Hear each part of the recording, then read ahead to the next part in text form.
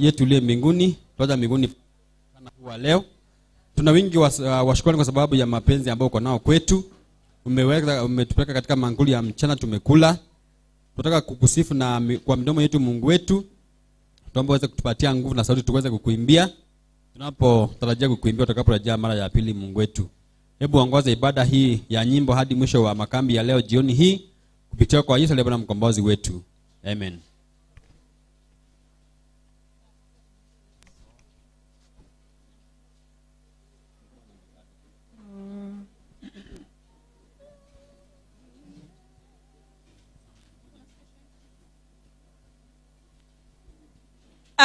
Church choir, endelea kujipanga mbele. Tuna muda mchache sana sababu tuna kipindi cha watoto mbele yetu. Tukiendelea na wimbo nambari 54. Nataka nimjue sing. Nataka nimjue Yesu na nizidi kufahamu, nijue pendo lake tu, wokovu wake kamili. Zaidi nimfahamu Yesu, nijue upendo wake, wokovu wake kamili.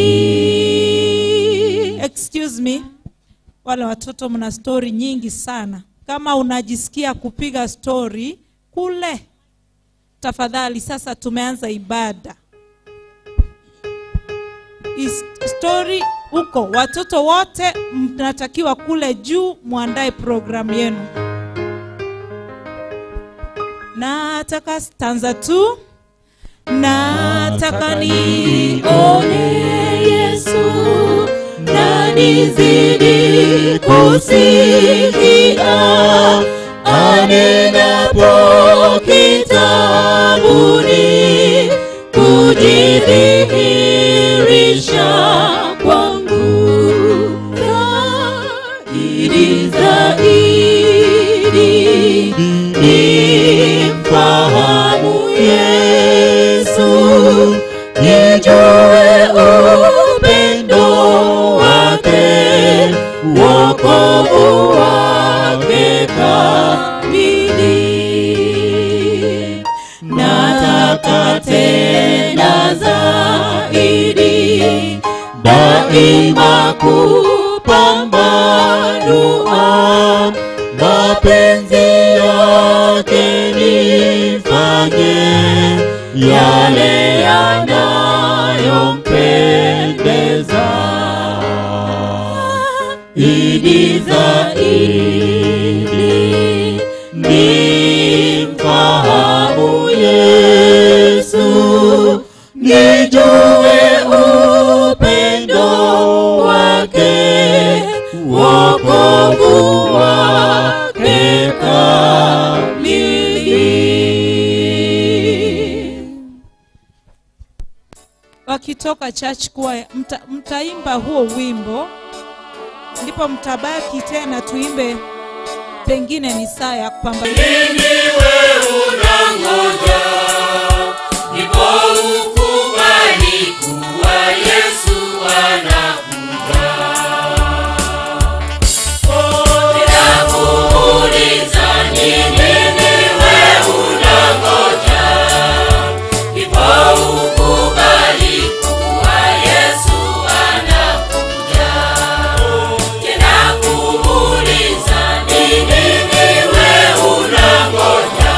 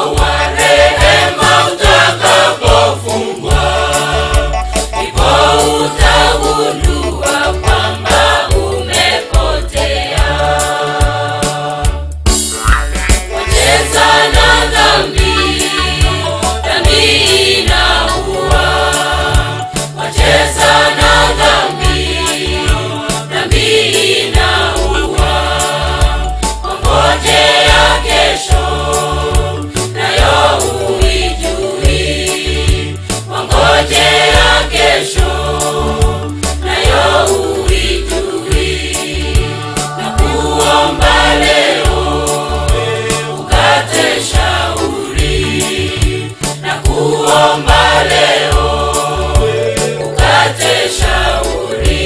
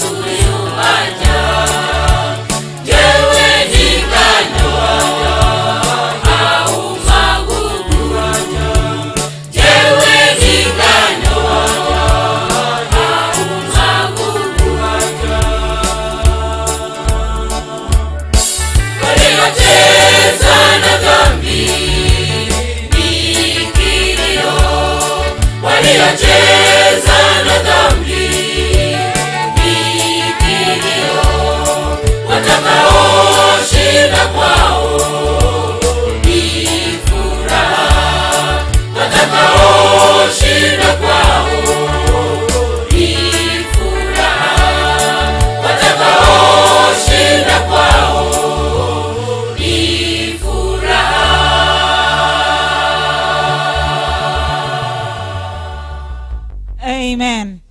Pengine ni saa ya kupambazuka. 163 ni wimbo mlio wimba kwa, I hope mmeshikia kichwani. Pengine ni saa, pengine ni saa ya ku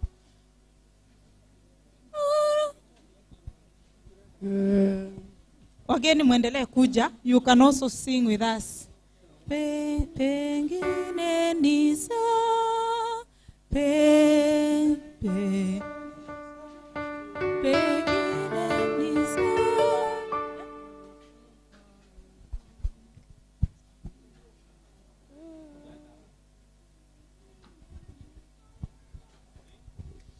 Pengine ni saa ya kupambazuka, mishale ya jua ipenyapo giza, kwamba atakuja Yesu mtukufu, awapokee wake. Itakuwa lini tutakapoimba, anakuja Bwana Yesu, haleluya, amen, haleluya, amen. Pengine mchana, pengine jioni, pengine usiku wa manane, giza litatoweka kwa fahari, akija awapokee wake. Bwana, itakuwa lini tutakapoimba, anakuja Bwana Yesu, haleluya, amen, haleluya, amen. Majeshi yake yataimba hosana, na watakatifu waliotukuzwa watamsifu kwa kuwa amekuja awapokee wake. Bwana, itakuwa lini tutakapoimba anakuja Bwana Yesu, haleluya, amen. Haleluya, amen. Furaha tukiita pasipo kufa, pasipo kuona maradhi, machozi, kuchukuliwa winguni kwa fahari, akija kwa watu wake. Bwana, itakuwa lini tutakapoimba anakuja Bwana Yesu, haleluya, amen. Haleluya, amen. Amen. Amina sana. Great. You have been hiding. Hey. Tena andaa mwingine kama huo. Present Truth, nyimbo 2. Na walimu wa watoto, tafadhali mtujulishe mkiwa tayari tuweze kuwapisha ili tusichelewe na muda. Dakika 5.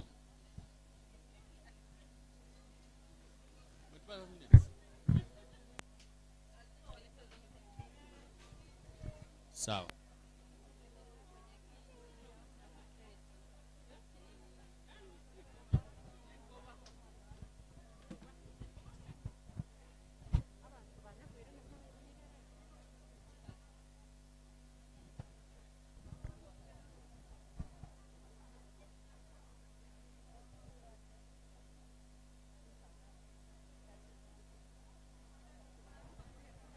Excuse us, tafadhali. Kuna kelele. Kama nimeona wanakwaya wetu nataka kuimba.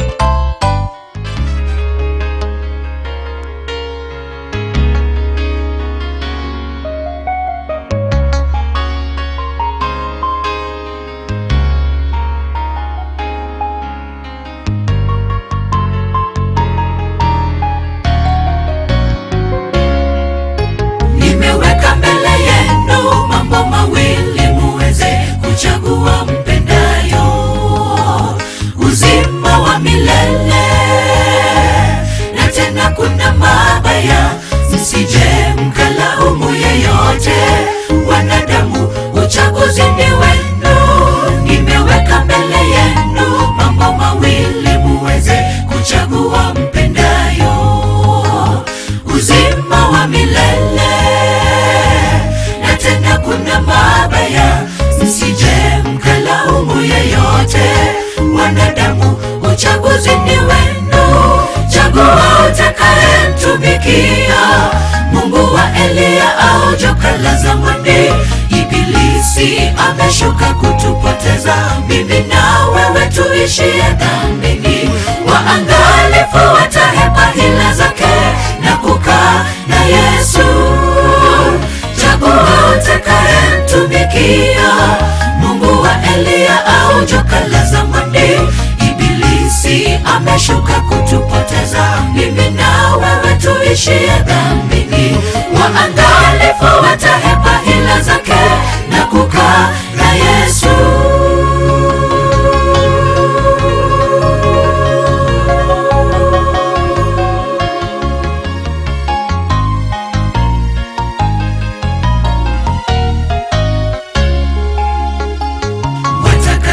Wanaoelekea kwa Mungu Baba, tuwe waaminifu katika neno la Bwana. Hakuna awezaye watumikia Bwana wawili, hakika atampenda mmoja tu. Hivyo basi nawe chagua unayempenda, joka au Mwenyezi Mungu.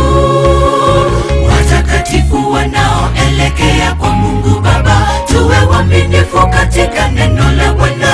Hakuna awezaye watumikia Bwana.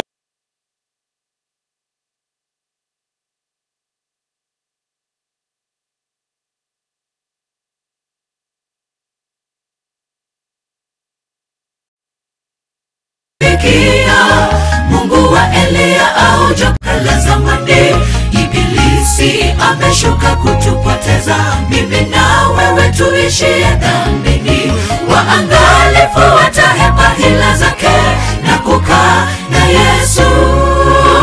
Chagua utakayemtumikia, Mungu wa Elia au joka la zamani, Ibilisi ameshuka kutupoteza mimi na wewe tuishie dhambini. Waangalifu watahepa hila zake na kukaa na Yesu. Chagua utakayemtumikia, Mungu wa Elia au joka la zamani, Ibilisi ameshuka kutupoteza mimi na wewe tuishie dhambini. Waangalifu watahepa hila zake na kukaa na Yesu.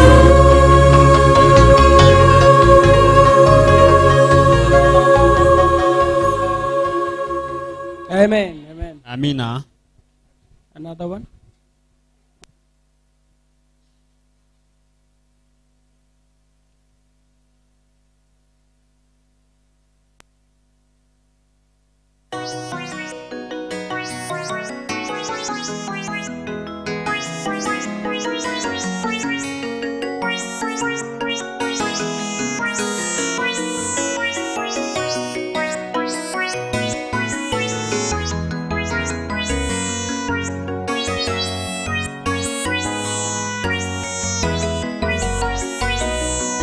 Nalimngoja Bwana wangu kwa saburi, akaniinamia, akakisikia kilio changu, akanipandisha toka shimo la uharibifu, toka udongo wa utelezi, akaisimamisha miguu yangu mwambani.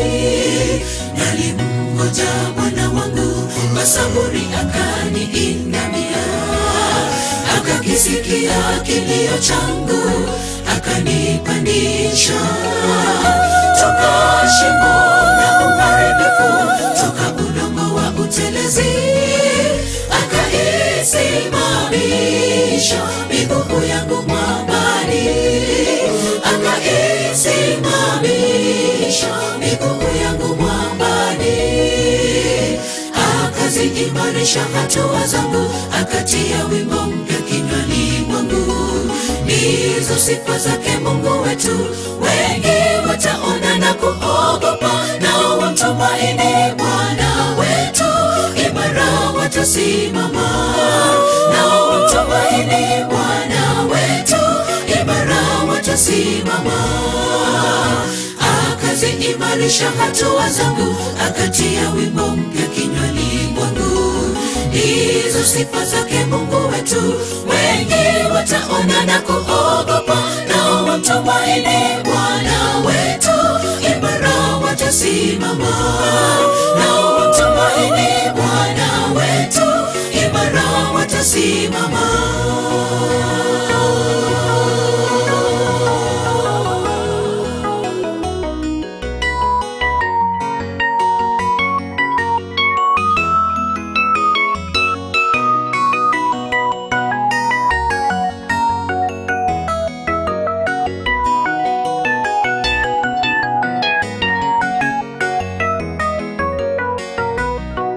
Ewe Bwana Mungu wangu, umefanya kwa wingi miujiza, hakuna yule wa kufananishwa nawe, mawazo yako kuu. Kama ningependa kutangaza na kuyahubiri wema wako, ni mengi sana Bwana, hayatahesabika. Ewe Bwana Mungu wangu, umefanya kwa wingi miujiza, hakuna yule wa kufananishwa nawe, mawazo yako kuu. Kama ningependa kutangaza na kuyahubiri kuhubiri wema wako. Ni mengi sana Bwana, hayatahesabika. Ni mengi sana Bwana, hayatahesabika. Akaziimarisha hatua zangu, akatia wimbo mpya kinywani mwangu. Ndizo sifa zake Mungu wetu, wengi wataona na kuogopa, nao wamtumaini Bwana wetu, imara watasimama. Nao wamtumaini Bwana wetu, imara watasimama. Akaziimarisha hatua zangu, akatia wimbo mpya kinywani mwangu. Ndizo sifa zake Mungu wetu, wengi wataona na kuogopa, nao wamtumaini Bwana wetu, imara watasimama. Nao wamtumaini Bwana wetu, imara watasimama. Akaziimarisha hatua zangu, akatia wimbo mpya kinywani mwangu. Ndizo sifa zake Mungu wetu, wengi wataona na kuogopa, nao wamtumaini Bwana wetu, imara watasimama. Nao wamtumaini Bwana wetu, imara watasimama.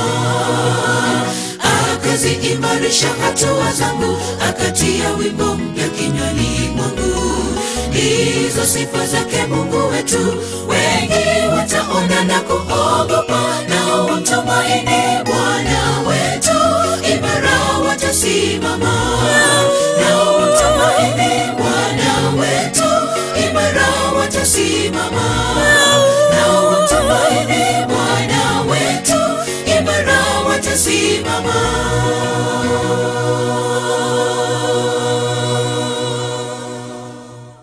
Amen. Thank you. Sijui kama tuko na dakika ngapi.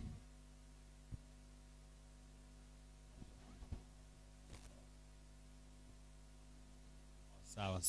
Basi tusimame tufanye maombi kwa kufunga kipindi cha nyimbo. Shall we pray? Our loving Father, our God who is in heaven, hallowed be thy name. We are grateful for the good voices you have given us to praise you. Please accept our worship through music. And we believe and know that you always want praises. And even when we be at home in heaven, we'll be singing praises throughout. This afternoon, the program which is just before us, it's our dear and sincere request. Kindly take charge. Lead us from the start to the end of this program. It's our prayer, believing and trusting in the mighty name of Jesus Christ.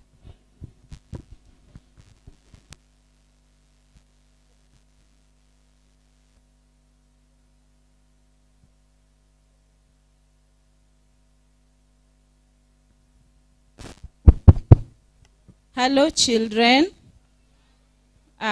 Tulisema only Jesus can make me better. Hello. Hello. Sijasikia bado. Hello children. Sasa kwa sababu tumekula lunch, watoto wamesema tufanye exercise kidogo na wimbo. Tutaimba lean forward, eh? Lean forward, lean backward.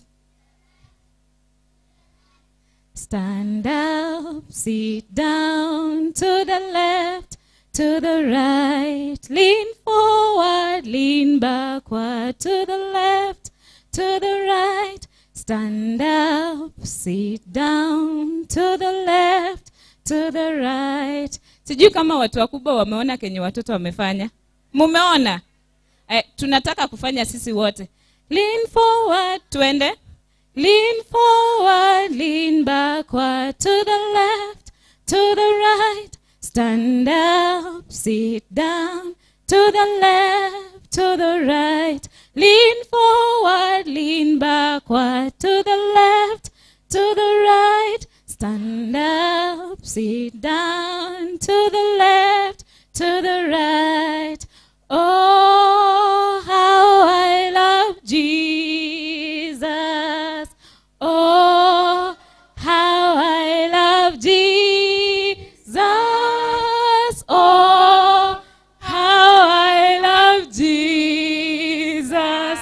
Because he first loved me. Again. Oh, how I love Jesus. Oh, how I love Jesus. Oh, how I love Jesus. Because he first loved me. Amen.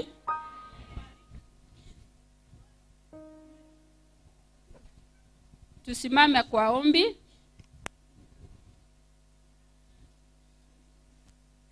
Aliye mtakatifu, Baba wetu usiye juu mbinguni, tunalimiti na kulisifu jina lako. Asante kwa sababu mlitulinda tangu asubuhi tulipoanza Sabbath school. Tumekuja tena vipindi vya mchana. Mungu wetu, tumealika Roho Mtakatifu ache atuongoze kama sisi watoto wadogo. Na tutakapomaliza salama tutalimiti na kulisifu jina lako.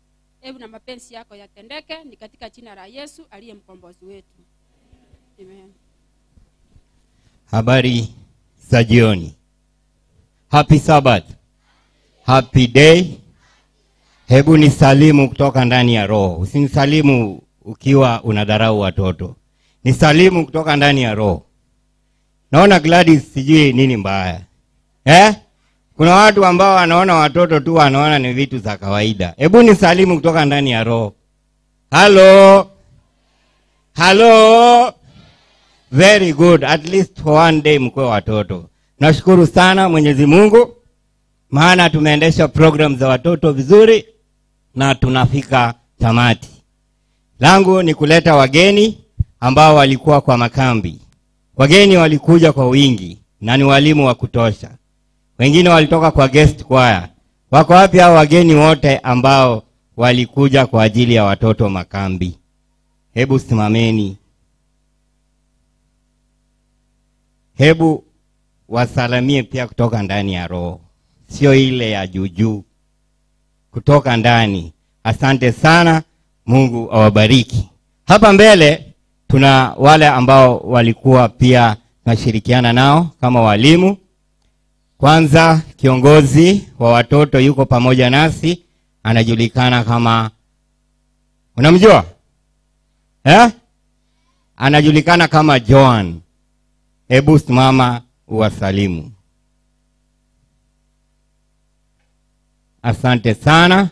Na tuna yule ambaye alikuwa anashughulikia watoto vilivyo kuhakikisha kwamba wako na activities. Anaitwa John Ness. Hello? Hello? I will go. Karibuni. Asante sana. Na anayemfuata ana jina linakaribia lake. Lakini yake inaenda hivi. Janes. Ule ni Jones na huyu ni Janes. Okay, tulianza na Joan, tumekuja kwa Jones, sasa tuko kwa okay, Janes. Majina yatatanisha sana. Hello? Hello? I will go. Karibuni wote. Okay, na mimi naitwa Eric. Wangapi wananijua? Toka ndani ya roho nisalimie. Hamjambo. Asante. Alafu tuna mgeni hapa. Huyu mgeni alitufurahisha. Alikuja tu hapa katikati tukagundua ana kipawa. Muona vile ameimbisha? Maombi yenu ni gani? Maombi yenu ni gani? Unajua mimi ni mzuri kwa kutambua kipawa. Maombi yenu ni gani? Wacha wasalimie ndio mtaomba vizuri. Happy Sabbath. Happy day. Hello children. Unajua kila mtu tu alikuwa na salamu yake pale kwa watoto. lakini kuna ile salamu yetu sisi wote yenye tulikuwa tunasema I will go. Nataka tuseme I will go. Hello children. I will go. Amen. Nashukuru. Sasa tunaanza program ambaye tutaendesha vizuri sana. Ningependa mtulie vizuri, mpatie watoto wenu nafasi ya kutosha, muone kila ambacho walikuwa wanajifunza katika juma hili. Kwa hivyo kwa sasa tutaenda kwa report ambayo italetwa kwetu na mtangulizi wetu. I am happy today.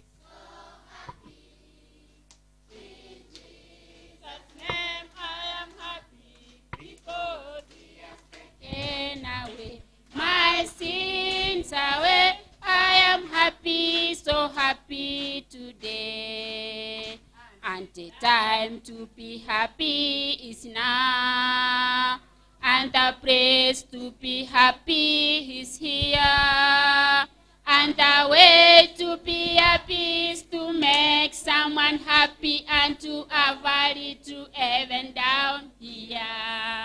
Naamini kila mmoja wetu ameweza kuwa na furaha hii wiki nzima, na tunashukuru Mungu kwa vile kama watoto wazazi mlitupatia watoto walikuja kwa wingi, na naendelea kushukuru Mungu kwa vile alitupatia uhai.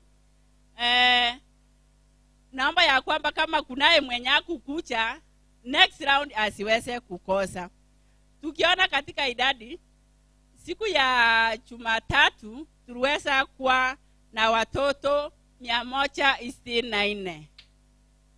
Alafu na walimu walikuwa 13. Mnasemaje?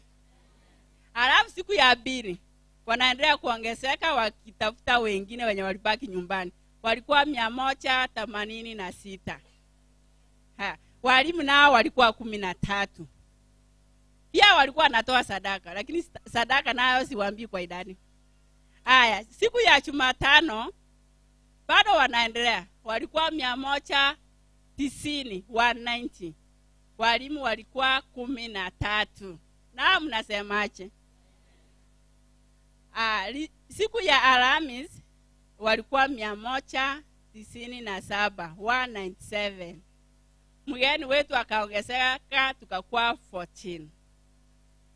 Alafu siku ya Friday chana watoto walikuwa 200. Na walimu walikuwa 14. Na Mungu aweze kuwabariki. Sisikii mkiongea hapa mnakasirika juu ya watoto. Na walisoma. Walikuwa na vibindi zao. Siku ya kwanza tukaona ya kwamba a white stone with a new name. A white stone with it. Tukaona ya kwamba jina lako linaweza kubadilika ukiwa unaamini Mungu. Katika kitabu cha Revelation chapter 2 verse 17. Nayo utaenda kusoma. Alafu siku ya pili nayo tukaona a lamp unto my feet. Hello watoto? Hello? I will go. Tumefika siku ya ngapi? Siku ya pili. Katika kitabu cha Psalms 119 verse 105 na Psalms 119 verse 11. Mungu ni taa yetu katika mioyo yetu. Ni yeye anatuongoza katika maisha yetu. Kwa hivyo watu wasima ya kwamba tunaamini ya kwamba tusipokuwa na Mungu akuwe mwangaza katika maisha yetu, yote yenye tunafanya inakuwa ni kazi ya bure. Kwa hivyo tunajua ya kwamba kama watoto wakienda nyumbani msiweze kuacha hivyo, bado muwe mnawanunulia Biblia ndiyo mwongozo katika maisha yao. Wazazi kuna watoto wenye hawakuwa na Biblia na tuliwatuma kwenu waweze kuja muwanunulie Biblia. Siku ya tatu. Siku ya ngapi? Siku ya ngapi? The bride goes before her fall. Tuliona ni nani? Tuliona ni nani? Samson. Samson naye inatoka kitabu cha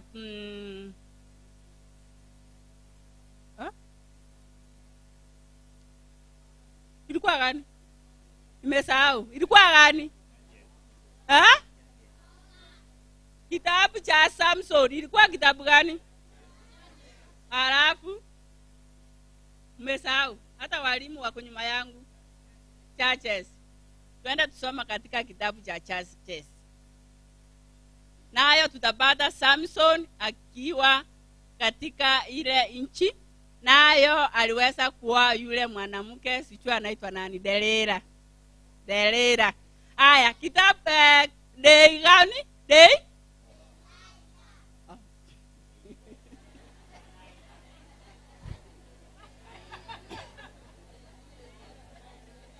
Tuko siku ya ine tumemalizana mambo ya Delila na Samson. Tuko siku ya ine. Nayo can you see Jesus? Ni swali ilikuwa. Nayo katika kitabu cha Luke chapter 24. Yesu alipofufuka naye akafufuka, kuna wenye hawakuwa wanaamini. Lakini walikuwa wanaulizana, ulimuona Yesu? Ni swali. Katika hii makambi umeona nini? Umebadilika na nini? Umeona Mungu? Umebadilisha maisha yako? Kwa hivyo hata watu wasima chiulize, can you see Jesus? Ukienda hapo nje uweze kumuona Yesu, uweze kumupili. Tuko siku ya ngapi? Ya 5. Nayo inasema it is what is inside that coat. Tunaona David akichaguliwa akiwa kiongozi. David alikuwa mzee mkubwa, mwenye ako na mandevu, mwenye amenona, si ndio watoto? Alikuwa anatosana ache. Alikuwa mdogo. Kwa hivyo tusiandaleti watoto, hata wanaweza fanya miujiza katika kanisa la Bwana. Siku ya sita nayo ilikuwa ya maana sana. Choose God's way. The story of Joshua. Joshua aliamua ya kwamba yeye pamoja na nyumba yake atamfanyia nani? Atamfanyia Mungu. Kwa hivyo naomba ya kwamba nyinyi wazazi pamoja na nyumba yenu na watoto wenye mmetubea muweze kumfanyia Mungu katika kazi yake. Isiwe tumemaliza makambi, tumemaliza kila kitu. Kazi ya Bwana bado ingali. Kwa hivyo naomba ya kwamba Mungu aweze kutubariki tukijua ya kwamba tutaeneza injili. I will go. Hello, I will go. Amen. Na mweze kubarikiwa.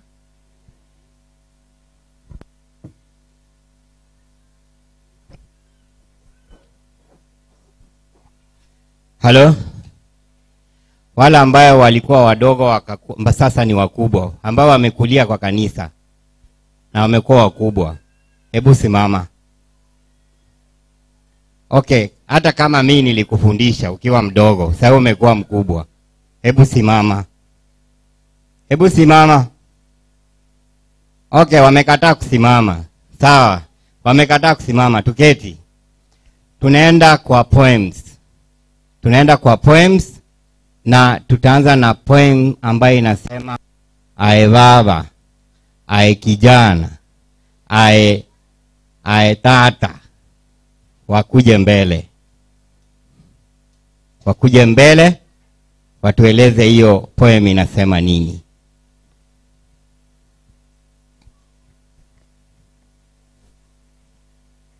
Wale ambao mna participate saa mkwe chonjo. Nataka kukimbia mbio. Napewa dakika chache.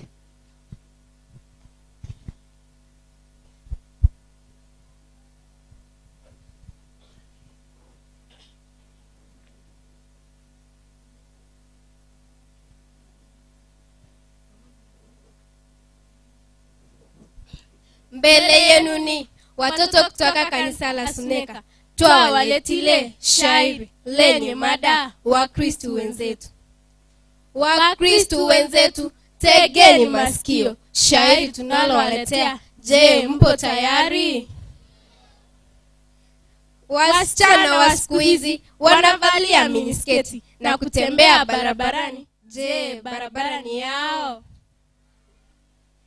Vijana wa siku hizi box kwenye kichwa na kusimamisha wasichana. Hivyo tutamit wapi? Je, wasichana ni matatu? Wababa wa siku hizi wanasoma magazeti na kusinzia kanisani. Je, kanisa ni lao? Wamama wa siku hizi wanasengenya wenzao. Aye baba, na inyerete nyarebe igor. Ngese yangeri abegete igor nena abe kare goche kanisa. Ota gotigae, gosene sabuni atakawat. Je, kanisa ni lao? Vijana wa siku hizi wanachat kwenye simu, Facebook, Twitter na hata teknolojia. Sadaka. Shukrani sana kwa sababu ya poem hiyo. Imeguza kina mama, vijana na wazee. Haya, tutakuwa na poem ya The Bible. The Bible. Munipe microphone za kutosha. Hello? Hello?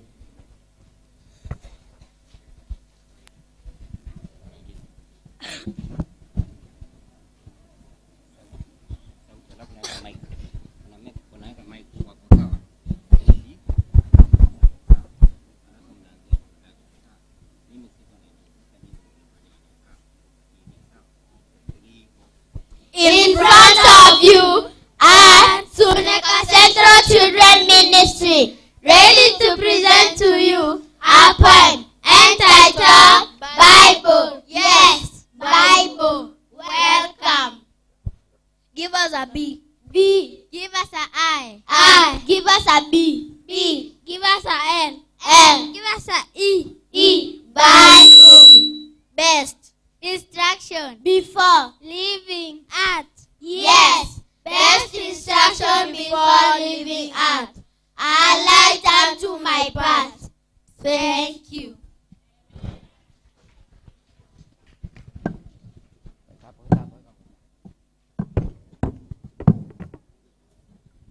Asante sana. Bible order. Bible order. Bible order. Wako wawili. Wakimaliza tutarudi kwa poem ambayo inasema creation. So creation, mkwe tayari. Tutaanza na moja, tuone nani anachukua faster. Tutaona nani anachukua faster. Nyinyi ndio mtasema nani amechukua number 1.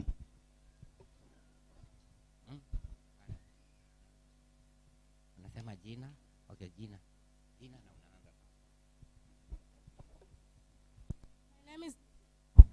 My name is Israel and I have Bible order. Genesis, Exodus, Leviticus, Numbers, Deuteronomy, Joshua, Judges, Ruth, 1st, 2nd Samuel, 1st, 2nd Kings, 1st, 2nd Chronicles, Ezra, Nehemiah, Esther, Job, Psalms, Proverbs, Ecclesiastes, Song of Solomon, Isaiah, Jeremiah, Lamentation, Ezekiel, Daniel, Hosea, Joel, Amos, Obadiah, Jonah, Micah, Nahum, Habakkuk, Zephaniah, Haggai, Zechariah, Malach, Matthew, Mark, Luke, John, Acts, Romans, 1st, 2nd Corinthians, Galatians, Ephesians, Philippians, Colossians, 1st, 2nd Thessalonians, 1st, 2nd Timothy, Titus, Philemon, Hebrews, John, 1st, 2nd Peter, 1st, 2nd 3rd John, Jude, Revelation. My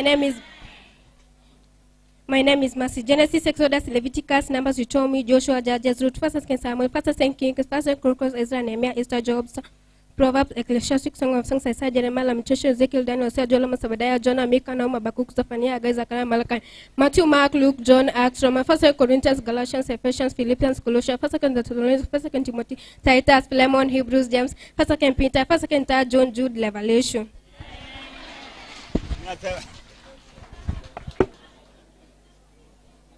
Mnasema aje? Nani alitangulia? Wote wako nambari 1, si ndio? Sawa, kazi nzuri kwa walimu. Okay, creation poem. Ona vile watoto wamejifunza. Wanajua hali vile Mungu aliumba dunia. Ni wakati wao.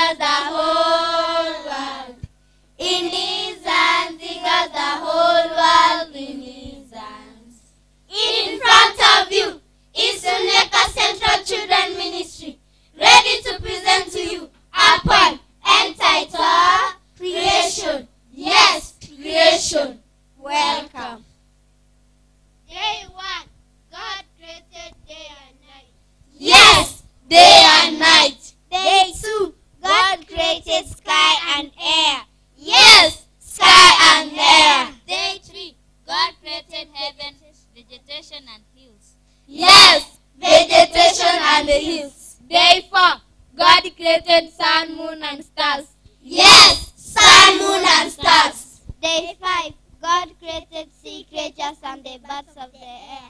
Yes, sea creatures and the birds of the air. Day 6. God created walking animals, crawling animals, and human beings. Yes, walking animals, crawling animals, and human beings. Day 7. God rested. Yes, God rested.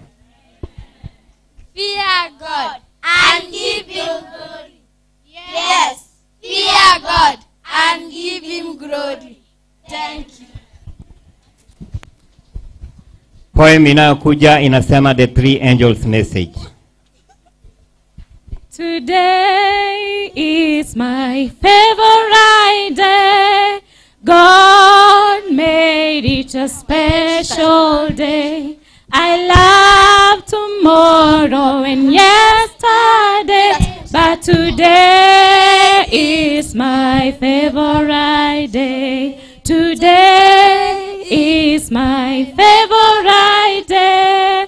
God made it a special day. I love tomorrow and yesterday, but today is my favorite day. Sunday. No, no, no. Monday. No, no, no. Tuesday. No, no, no. Wednesday. No, no, no. Tuesday. And Sabbath. Hooray!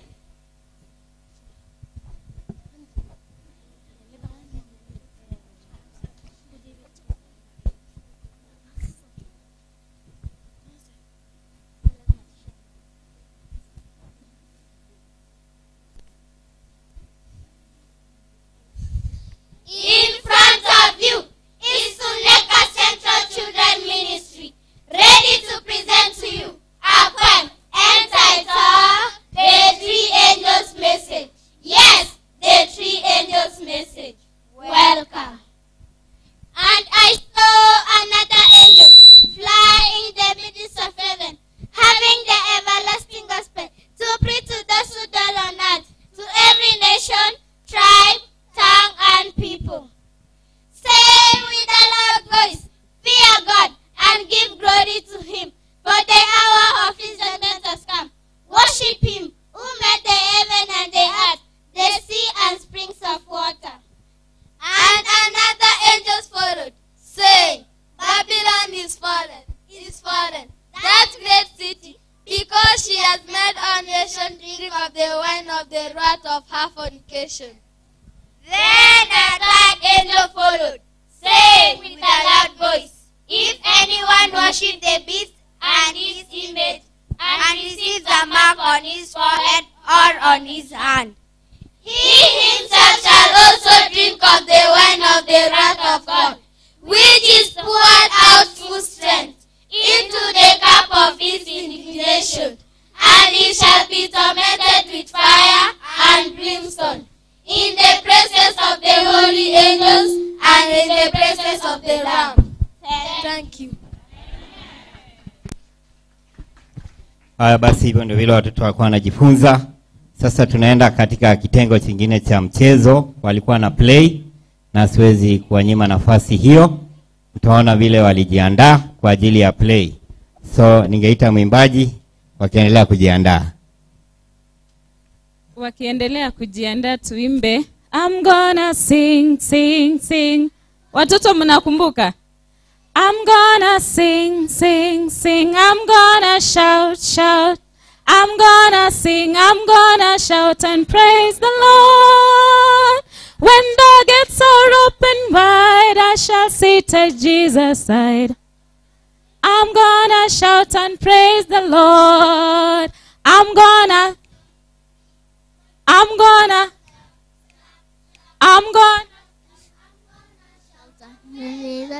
hallelujah, when the gates are open wide, I shall sit with Jesus. I'm gonna sing, I'm gonna wameniangusha. Wale wakijitayarisha kuja tuendelee kuimba. I'm gonna zoom, zoom, zoom into the room, room. I'm gonna zoom into the room and praise the Lord. Hallelujah. When the gates are open wide.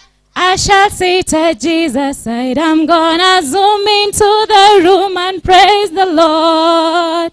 I'm gonna sing, sing, sing. I'm gonna shout, shout. I'm gonna sing, I'm gonna shout and praise the Lord. Hallelujah. When the gates are open wide, I shall sit at Jesus' side. I'm gonna shout and praise the Lord. I'm gonna clap, clap. I'm gonna snap, snap. I'm gonna clap, I'm gonna snap and praise the Lord. Hallelujah. When the gates are wide, I shall sit at Jesus' side. I'm gonna snap and praise the Lord. I'm gonna zoom, zoom, zoom into the room. I'm gonna zoom into the room and praise the Lord. Hallelujah. When the gates are open wide, I shall sit at Jesus' side. I'm gonna sing, I'm gonna shout, I'm gonna clap, I'm gonna zoom into the room and praise the Lord. Amen.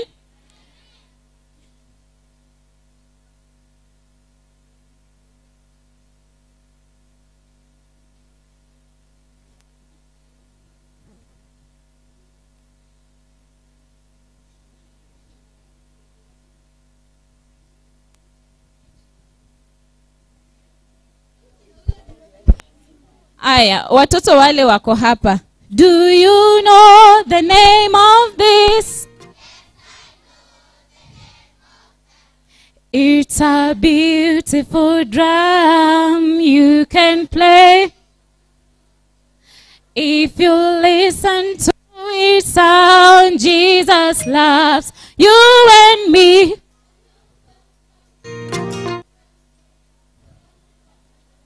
Do you know the name of this? Yes, I know the name of that.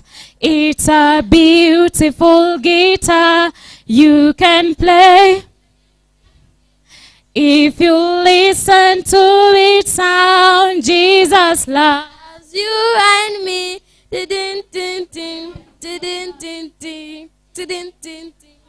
Do you know the name of this? Yes, I know the name of that.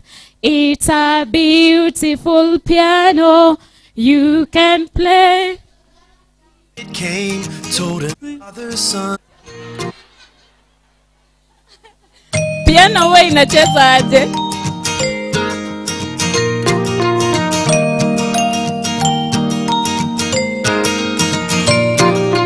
David was a shepherd boy, the youngest of his father's sons. He was always overlooked at home. Then one day the prophet came, told him that he would be king. Israel would have a righteous man upon the throne. 'Cause God looks at the inside, though the world looks at the outside. God looks at our hearts and not our sides. Love the Lord your God with all your heart, with all your soul. Love the Lord your God with all your mind, with all your strength.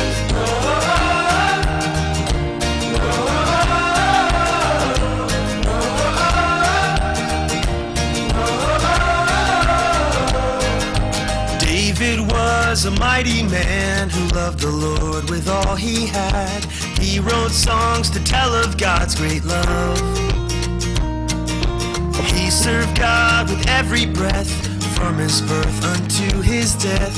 Every day he praised the Lord above.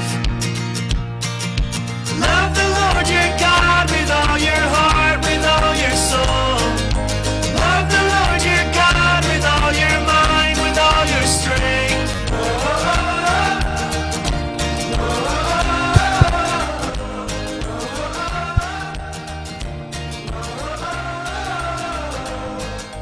God looks at the inside, though the world looks at the outside.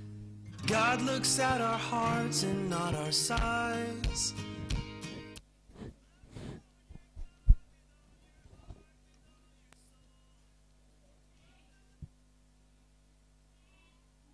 Samueli, utamlilia Sauli mpaka lini? Maadamu nimekataa asiendelee kuwa mfalme juu ya Israeli. Jaza pembe yako mafuta, ushike njia, uende. Ninakutuma kwa Yese Mbethlehemu. Nimemchagua mmoja wa wanawe kuwa mfalme. Nitaenda aje? Akipata habari ataniua. Chukua mtamba wa ng'ombe na useme, nimekuja kumtolea Bwana dhabihu. Mwalike Yese aje kwenye dhabihu, nami nitakuonyesha utakalofanya. Utamtia mafuta kwa ajili yangu yule nitakayekuonyesha.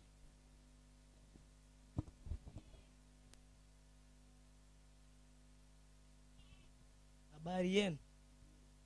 Nataka unipeleke kwa Sauli, tupeleke kwa elders tutoe sadaka.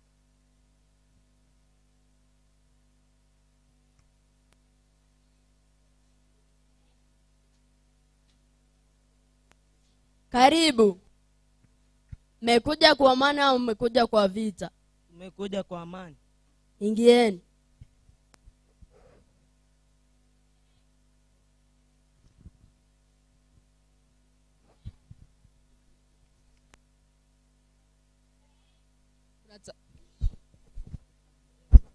Mnatakaje? Nataka mtupeleke kwa Jese tutoe dhabihu kwa Mungu. Sawa, twende.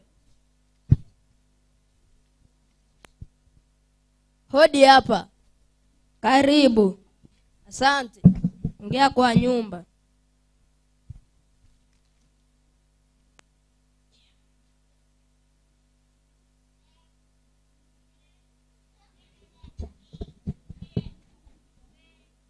Jese, jitakazeni nyinyi na watoto wenu, maana mnaenda kutoa dhabihu kwa Mungu. Ndio. Mtoto wangu wa kwanza ndio huyu, Eliab.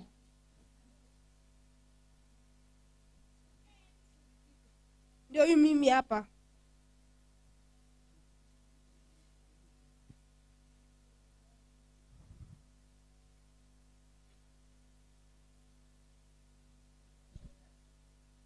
Huyu Mungu hakumchagua. Kuna wa pili, Abinadab.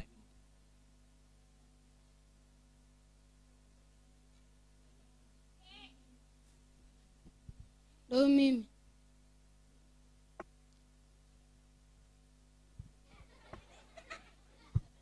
Huyu naye Mungu hakumchagua.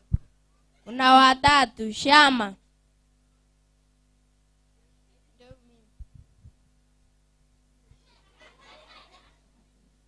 Huyu Mungu hakumchagua.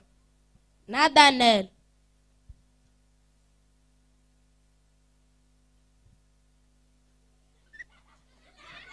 Mungu hakukuchagua. Radai. Ndio mimi hapa. Ndio mimi hapa. Mungu hakukuchagua. Ozem.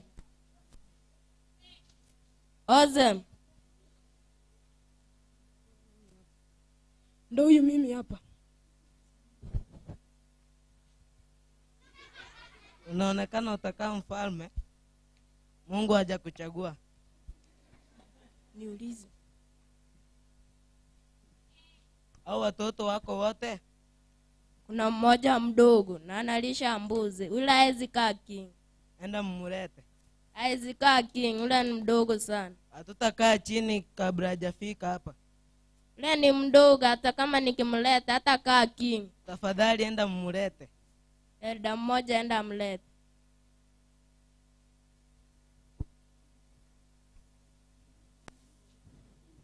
Ndio huyu hapa.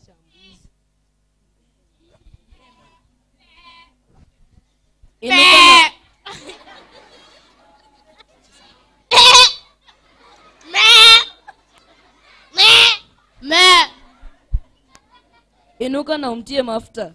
Huyu ndiye.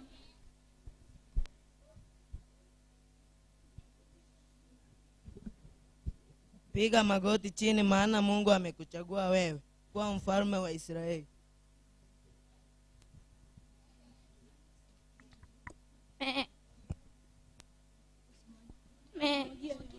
Mwagie yote.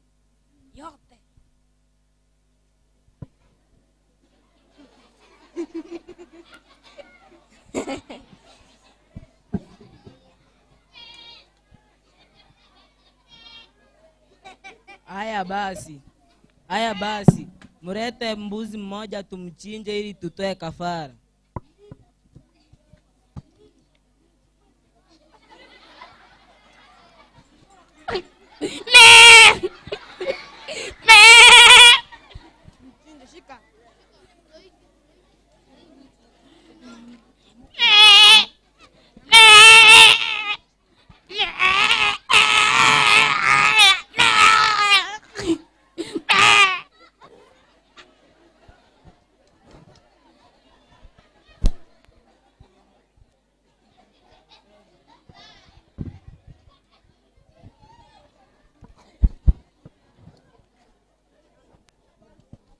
Haya basi, hapo ndio kikomo.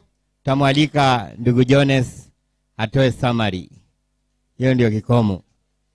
Simameni hapo tu. Simame. Waigizaji msimame hapo. Tunaambiaje watoto kwa hiyo play? Wamefanya vizuri ama hawaja perform vizuri? Kondoo wameperform vizuri zaidi. Hii ni hadithi ambayo inatoka kitabu cha Samueli, 1 Samuel chapter 16 verse 1 to 13, ambapo tunaona Mungu anamjia Samueli akimwambia kwamba amechoka na uongozi wa Sauli na akamtuma aweze kuenda kumtakasa Daudi ili awe kiongozi ama king, mfalme wa Israeli, ambaye vile tumeona vile watoto wameweza kufanya hapa. Tumeona Daudi akitakaswa na amepakwa mafuta akafanywa mfalme. So that was the story, and let's tell them shine, shine, shine. Shine, shine for Jesus every day. Amen. Haya basi, tutamaliza kwa wimbo. Watoto wote waje mbele kwa ajili ya wimbo wetu mzuri. Na takapokuwa tunamaliza huo wimbo, hata kwaya mnaweza tujoin, tukimarch kwenda kukaa kama watoto wadogo. Imbeni watoto, imbeni msiwe kama popo si ndege, msiwe kama popo si ndege, si mnyama. Suneka imba, imbeni. Suneka imba, imbeni. Msiwe kama popo si ndege, msiwe kama popo si ndege, si mnyama. Wazazi imba, imbeni. Wazazi imba, imbeni. Msiwe kama popo si ndege, msiwe kama popo si ndege, si mnyama. Wasichana imba, imbeni. Wasichana imba, imbeni. Msiwe kama popo si ndege, msiwe kama popo si ndege, si mnyama.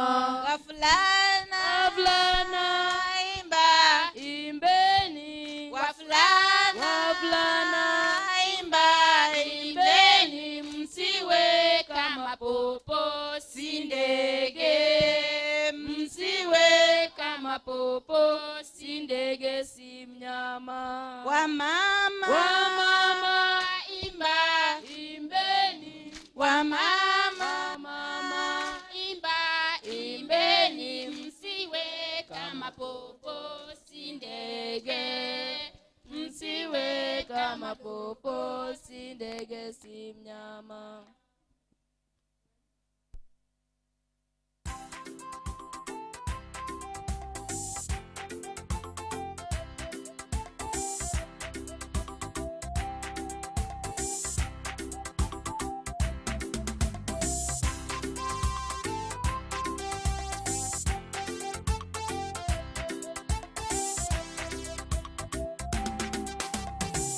tukimaliza kazi hapa tutapaa na Mwokozi kwenda naye juu mbinguni. Mwendo wetu ukimalizika hapa duniani, tukimaliza kazi hapa tutapaa na Mwokozi kwenda naye juu mbinguni. Mwendo wetu ukimalizika hapa duniani, dunia hii imekwisha. Moyo wangu watamani ni ufikie mji ule wa washindi. Tutauimba wimbo mzuri wa washindi tukiwa na Bwana jijini mbinguni. Moyo wangu watamani ni ufikie mji ule wa washindi. Tutauimba wimbo mzuri wa washindi tukiwa na Bwana jijini mbinguni.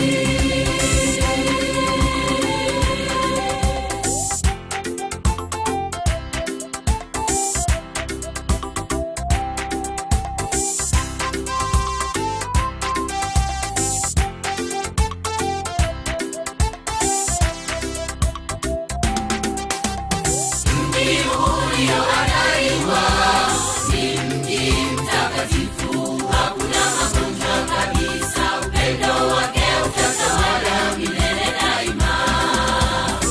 Mji ulioandaliwa ni mji mtakatifu, hakuna magonjwa kabisa, upendo wake utatawala milele daima. Dunia hii imekwisha. Moyo wangu watamani ni ufikie mji ule wa washindi. Tutauimba wimbo mzuri wa washindi tukiwa na Bwana jijini mbinguni. Moyo wangu watamani ni ufikie mji ule wa washindi. Tutauimba wimbo mzuri wa washindi tukiwa na Bwana jijini mbinguni.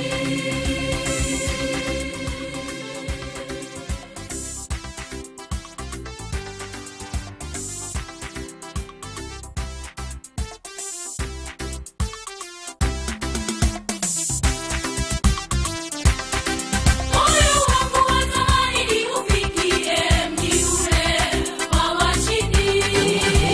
Tutauimba wimbo mzuri wa washindi tukiwa na Bwana jijini mbinguni. Moyo wangu watamani ni ufikie mji ule wa washindi. Tutauimba wimbo mzuri wa washindi tukiwa na Bwana jijini mbinguni.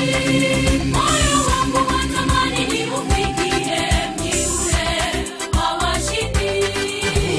Tutauimba wimbo mzuri wa washindi tukiwa na Bwana jijini mbinguni. Moyo wangu watamani ni ufikie mji ule wa washindi. Tutauimba wimbo mzuri wa washindi tukiwa na Bwana jijini mbinguni.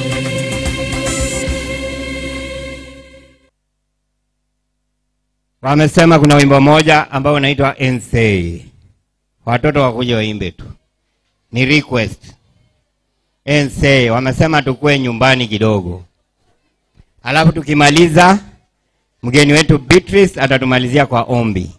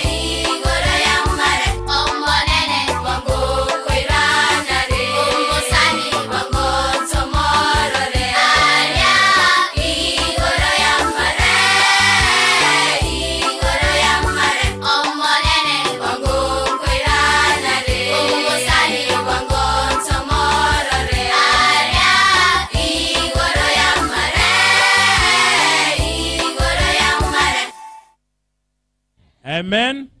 Walimu wa watoto kuja mbele. Walimu wote wa watoto ambao mlikuwa mnafundisha hao watoto, hebu jipange hapa mbele tuwaone.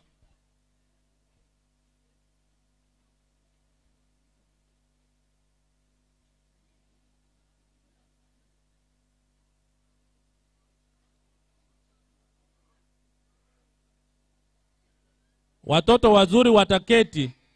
Sitarajii kuona watoto wakienda barabarani kurukaruka. Lakini wakae na wazazi wao, wakae hapa kwa mkutano. Sitarajii kuona mtoto akienda juu nje huko.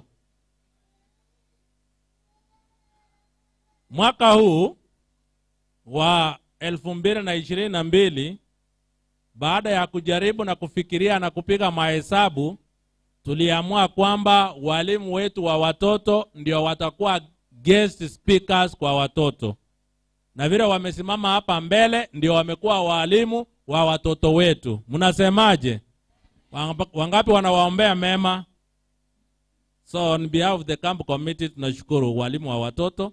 Mungu awabariki sana. Ila ambayo mmefanya ni Mungu atawalipa. Next time I'm going to recommend the camp committee to prepare special certificates for these teachers. Na tutaandaa. Mungu awabariki sana. Sasa omba. Biblia inatuambia ya kwamba tuweze kuwafundisha watoto hawa kwa njia ipasavyo. We teach them in the ways of the Lord. We teach them the way they should go, and when they grow up, they will not depart from it. Ya kwamba hata wakikuwa wakubwa, mtu wakuwa tempted kwenda kunywa pombe kidogo, atakuwa anakumbuka yale mafundisho ambayo alifundishwa akiwa mdogo na mama yake na walimu wake walimu wa watoto, ili asiweze kupotoka. Mungu aweze kuwabariki. Na tuombe.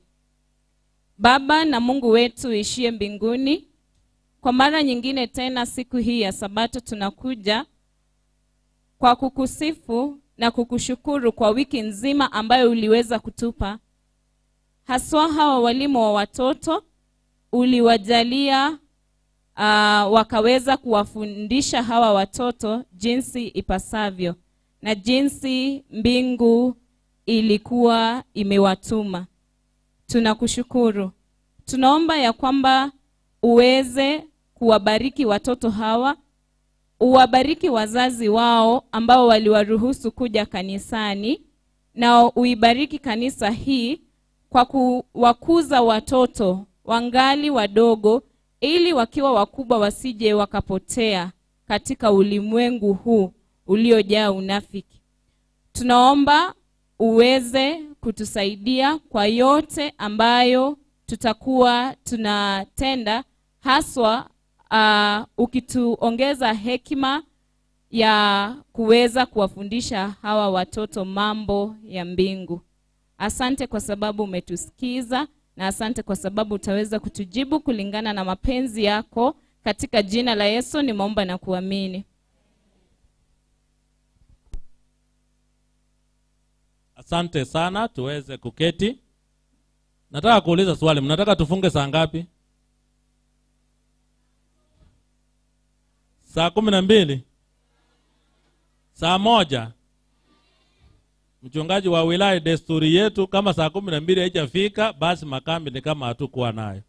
Kwa hivyo mtaturuhusu tuendelee na program vile ilivyo. Kabla ya kuanza sherehe ya nyimbo moto moto na kusema kwa heri kutoka kwa wageni wetu, nataka kumleta mchungaji Johnson Otwere. Alikuwa anazungumzia family life. Aweke family life kwa dakika 15 mpaka 20 ikiwa nyingi. Pasa tera kango. Wangapi wanamkaribisha? Haya, ndiye huyo sasa. Asante Yesu. Asante Yesu. Asante Yesu. Asante Yesu. Asante Yesu. Asante. Na wasalimu hamjambo. Hamjambo tena. Waje nione mikono hivi. Haleluya. kweli siku ila leo ni siku watu wa Mungu wamekuja kupata neno. Na mwaka huu Yesu amefanya maajabu kwa familia zetu, na familia yako na familia yangu. Ndio nawaombea kwamba mama yule ambaye haka hapa na mzee na watoto, mwaka huu watu wote wapendane kwa jina la Yesu.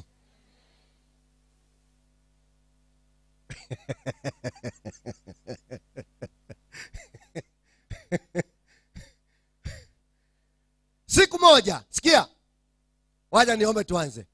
Baba wetu, Mungu wetu, tuongoze kwa kipindi hiki katika jina la Yesu mkombozi wetu. Mzee mmoja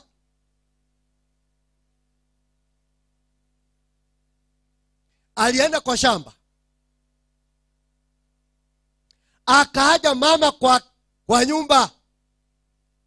Huyo mama amelala, lakini kitu kikotokea anasikia. Sasa akafika mzee amerudi nyumbani. Akafika kwa mlango. Akaanza kuambia mami, nimerudi. Nimetoka kwa shamba. Vile nimefika kwa mlango, sasa nifungulie. Mama huku kwa nyumba alikuwa amelala, lakini anasikia. Sikia wazee. Wazee sikia. Sasa huyu mzee akaanza kumuita. Akaanza kumwambia maneno mazuri, madamu akamwambia, mami, penzi wangu, pendo wangu, niko kwa mlango. Fanya hivi mami, nifungulie. Sikia. Wacha tusome fungu. Wacha tusome fungu. Soma kwa Kiswahili, Song of Songs chapter 5 verse 1. Tuanze Kiswahili. Inasema hivi, sikiza. Tuanze kwa Kiswahili, okay, Kiingereza tu. Tuanze hivi. Inasema hivi. Inasema I have entered my garden. I have entered my garden. My sweetheart. My sweetheart. My bride. My bride. I am gathering my spices and myrrh. Weka tu. Leo akina mama, sikia sauti ya mzee. Sikia sauti vile mzee anakupenda. Sikia. Nani atasoma Kiswahili tena? Kiswahili nani wako nayo? Ulichukua wapi ndugu Biblia yetu? Kiswahili. Song of Solomon chapter 5 verse 1. Ni wimbo bora. Wimbo ulio bora. 5. Fungu la kwanza inasema hivi. 5:1 inasema naingia bustanini mwangu. Sasa huyu ni mzee.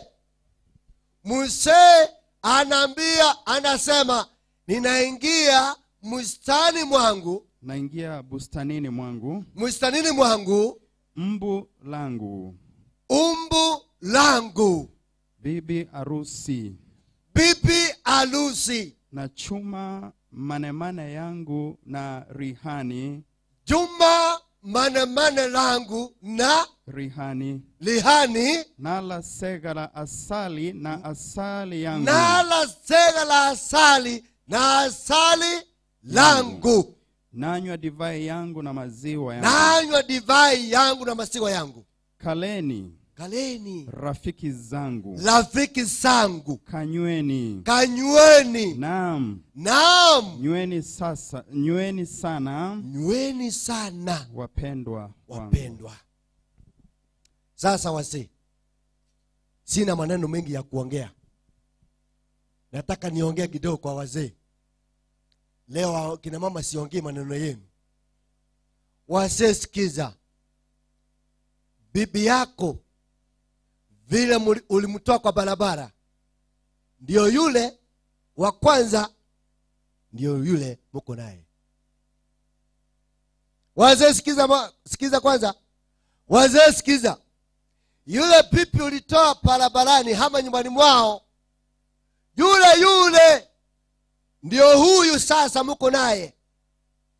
Yale maneno uliongea wakati ulimtoa kwao, sasa hivi uongea maneno hayo. Usiletewa maneno mengine uanze kuaja pipi yako yule ambao uliyempenda kwanza. Mpende mpaka saa hii vile uliyompenda. Yale maneno uliongea wakati ulimuhitaji, ongea yale maneno sasa. Yale maneno uliongea ukampenda ukamchukua nyumbani, ongea hayo maneno sasa. Kwa sababu gani? Yeye ndiye anajua maisha yako. Kwa tumbo yeye ndiye anajua, nguo yeye ndiye anajua, kuoza yeye ndiye anajua, kila kitu yeye ndiye anajua. Kwa hivyo mzee, daktari wako anajua. Vile nimesimama hapa, sijui chakula nitaenda kupata kwa nyumba, lakini bibi yangu anajua. Vile nimekaa hapa, sijui ni mboga gani nitaenda kukula kwangu, lakini bibi anajua. Kwa hivyo kazi ya kina mama kwa nyumba ni kazi nzuri. Tuwapende, tuwaheshimu. Wazee, penda bibi yako. Unapata mzee anatusi bibi yako kwa watoto, anatusi bibi yake kwa watoto. Mzee, ukitusi bibi kwa watoto, itafika siku na wewe utakuwa na shida. Sawa, mtusi saa hii. Na huyu mama hakuna kitu ndani. Kuna mama ambao hako kanisani lakini roho yake ni chafu. Ukitusi anaweka kwa roho yake, anakungoja siku watoto wako watasoma, watoto wako watakuwa na pesa, atakungoja siku hiyo ndio utajibu, ndio utajua ujui. Siku hiyo ikifika,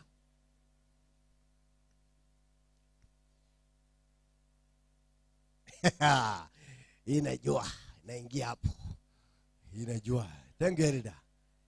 Asante. Sikia, kuna siku itafika utajua ujui. Sasa hivi mtusi kwa watoto. Mamia naambia mtoto wangu, unaona baba yako vile ananileta, nataka usome, wacha nifumilie. Mtoto wangu soma.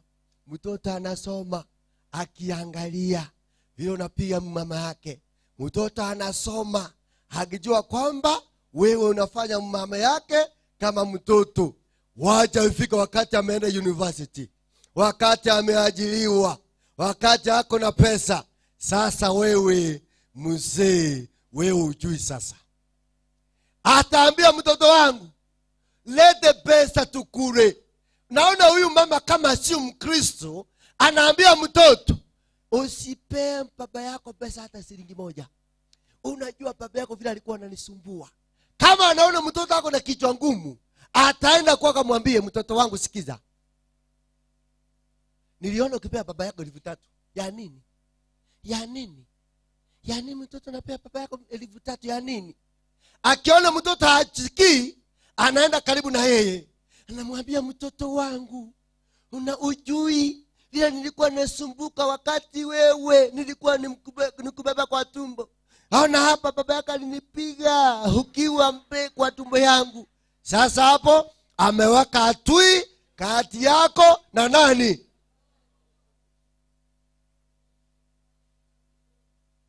Kuna wazee ambao hawajui kwamba yule mama ambao ulimleta kutoka mahali ulimtoa, hata ulimtoa babasi huko ukamleta hapa, umjue kwamba ni lika yako, ni rafiki wako, ni mpendo wako. Umpende kwa jina la Yesu. Usimuone kama mtoto. Nisonge kidogo chini. Hapo nimesoma Titus 2 verse 3. Nisonge chini kidogo wazee. Hawa wakina mama hawa kina mama wako na roho ingine mbaya, lakini hakuonyeshi. Wako na roho ingine mbaya, lakini huoni. Anacheka kwa mdomo, lakini ndani mbaya. Yende mbele injirio, yende mbele injiri ya Yesu. Ndiyo maana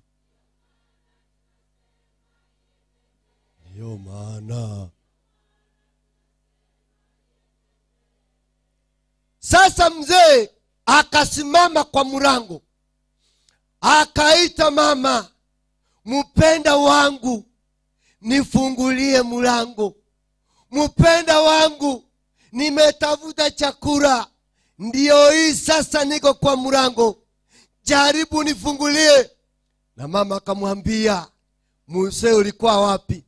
Unataka nikufungulie mlango? Wacha nikuambie mzee, sasa hivi nimetoa nguo, sasa hivi nimetoa viatu, sasa hivi mimi niko msafi. Tena akamwambia, mzee unataka nifungue mlango niamuke tena? Unataka niwe mchafu tena? Sitaweza. Hilo fungu ndio linasema hivyo. Ukienda ufika verse 2. Sitafungua mlango tena. Na mzee akiwa kwa mlango akisema, bibi yangu, mpenda wangu, my Anne, my sweet, jaribu nifungulie mlango. Huyo akamwambia, sitafungua mlango. Mimi sitakuwa mchafu tena. Sitaki kuwa na baridi tena. Wase nisikie. Nyumba ni wewe umechenga. Ni wewe umechenga nyumba. Na bibi na nini yako? Na kitanda ni yako. Blanketi ni wako. Unaita mama akiwa kwa nyumba, anakuuliza, mzee tena niwe mchafu tena? Mzee niweke nguo tena? Mzee ni hizi baridi tena? Na wewe mzee, wewe ndio mwenye nyumba, umesimama kwa mlango. Na huyu tena anasema, bibi yangu, mpenda wangu, fanya nini? Nifungulie. Kama ni wewe mzee umesimama kwa mlango, utaweza kuita majina hayo mazuri matamu kwa mlango? Utaendelea kusimama hapo? Utaendelea kusimama? Utasema, wewe fungua, wacha kunisumbua hapa, fungua. Nataka kula, nafungua. Sema, soma tena. Wapi nani alikuwa anasoma? Soma. Uko wapi? Nasema. Inasema, nalikuwa nimelala. Sikia. Moyo wangu umacho. Sikia, wacha tuende pole pole. Nani anaongea hivyo? Nilikuwa nimelala. Nani ameongea hivyo? Mama hama ni mzee. Mama akasema, nilikuwa nimelala, lakini moyo wangu umacho. Moyo wangu huu macho. Sikiliza. Sikiliza. Mpenda wangu. Mpenda wangu. Anabisha. Anapisha. Nifungulie. Nifungulie. Umbu langu. Fungu langu. Mpenzi wangu. Mpenzi wangu. Ua wangu. Ua wangu. Mkamilifu wangu. Vumilivu wangu. Kwa maana kichwa changu kimelowa umande. Wacha kwanza. Maneno mangapi ambayo amezungumzwa hapo? Maneno mabaya? Wacha tuanze pole pole. Sema, Bwana, nifungulie. Nifungulie. Umbu langu. Fungu langu. Umbu langu. Umbu langu. Mpenzi wangu. Mpenzi wangu. Ua wangu. Ua wangu. Mkamilifu wangu. Wewe ni mkamilifu. Mzee wako anakuja, wewe ni mkamilifu. Wewe ni mkamilifu. Hata uliumbwa ukiwa kilema, wewe ni mkamilifu kwake. Hata ukiwa nini, wewe ni mkamilifu wake. Anasema, mkamilifu wangu, fanya nini? Fungua mlango niingie. Wewe kama mzee, kama hujui bibi wako ni mkamilifu, umeenda mbali. Kama hujui bibi wako ni mkamilifu, umeenda mbali. Kuna mzee anaona bibi yake amekuwa kama mzee, anasema huyu bibi amekuwa mzee haraka sana. Mimi sikujua kwamba kama atakuwa mzee haraka sana. Kuna wazee anasema kwamba bibi yangu sikujua kama atakuwa mzee, amekuwa mzee haraka sana. Ndio atakuwa mzee. Kila wakati wewe kelele nyumbani, kila wakati ni mambo ya kupiga kelele kwa bibi yako, kila wakati hakuna amani kwa nyumba, kila wakati hata wewe uongei, kila wakati unakuja kwa nyumba uko kwa simu, Facebook unaangalia kwa simu. Hakuna siku unaongea na bibi yako, hakuna siku unaongea na watoto wako, hakuna siku unakuja haraka unakaa unaingia kwa simu. Bibi anauliza, niko na mzee ama niko na mzee wa simu? Mzee ni wa simu, ni mzee ni wa Facebook. Ni mzee gani ninayo? Kwa hivyo wazee, ukifika kwa nyumba yako ujue uko na bibi. Ukifika kwa nyumba yako ujue uko na watoto. Wacha kuingia kwa simu. Unapoingia hivi ukikula unakula kwa simu. Uko kwa simu. Unapaka ugali uko kwa simu. Unatoa mboga uko kwa simu. Unatoa uko kwa simu. Niliona familia moja, niliona mama moja alikuwa anachezea mzee wake. Mzee wako kwa simu anakula. Akamwekea maziwa. Mara ya kwanza akatoa maziwa, akamwekea maji. Akatoa maziwa hapo, akaweka maji. Mzee wako kwa simu akashika maji. Oh, ni maji. Uko kwa simu. Wale ambao mnaopenda simu kuja nyumbani kwa familia zako, waje nikuambie leo, ukiwa kwa nyumba, wewe ni mzee wa bibi fulani. Wewe ni mzee hapo nyumba. Kaa, weka simu kando, ongea na watoto, ongea na mama. Mama atakuwa na maisha mazuri mkiwa mkiongea. Kama uongei kwa nyumba, hiyo familia haitaendelea vizuri. Unaona wajane? Ona wajane. Wale ambao wameachwa bila mzee. Tunapofungu ya Isaya 54 verse 5 inasema hawa wakina mama ambao wameachwa na wazee wao kwa sababu ya mauti, hawa mama wamejiweka kwa mikono ya Mungu. Na hawa mama wanajua kwamba mzee wao ni nani? Mungu. Hawa mama hata akifunga mlango, anafunga mlango, akiingia kwa rumu anasema, Mungu nimeweka ng'ombe zangu nje. Mungu nimefunga mlango. Sasa wale ambao wanatembea usiku, wewe ndio unawaona. Lakini wewe ukiwa na mzee,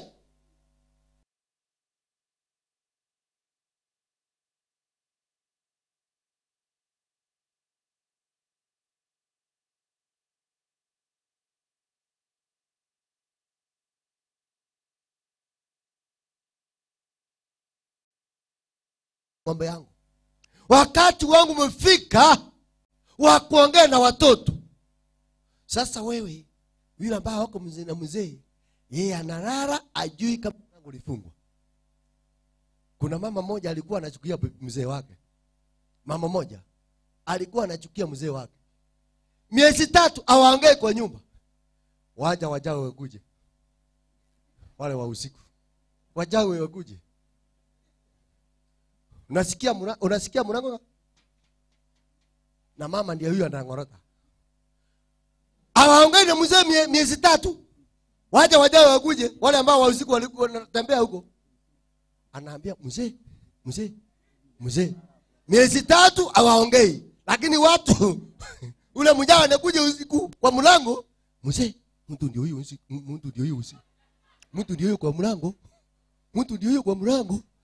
Kwa nini sasa unaongea wakati adui anakuja, wakati chakula iko uongee na mimi?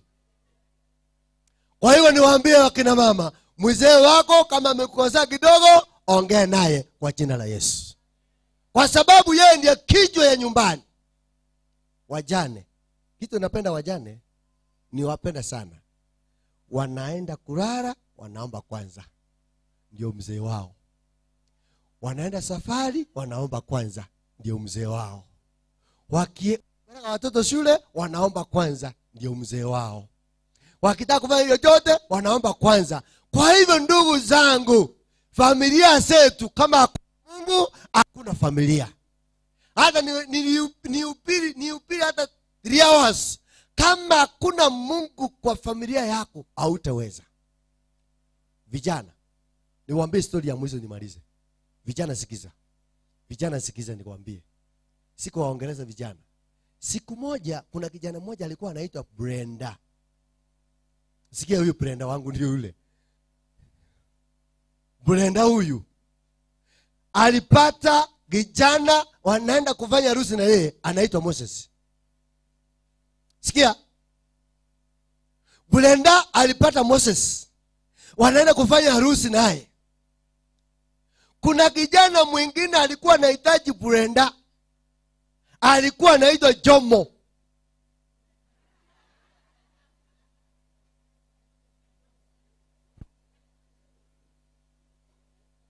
Watu wangapi wanahitaji Brenda? Wangapi? Lakini wa kwanza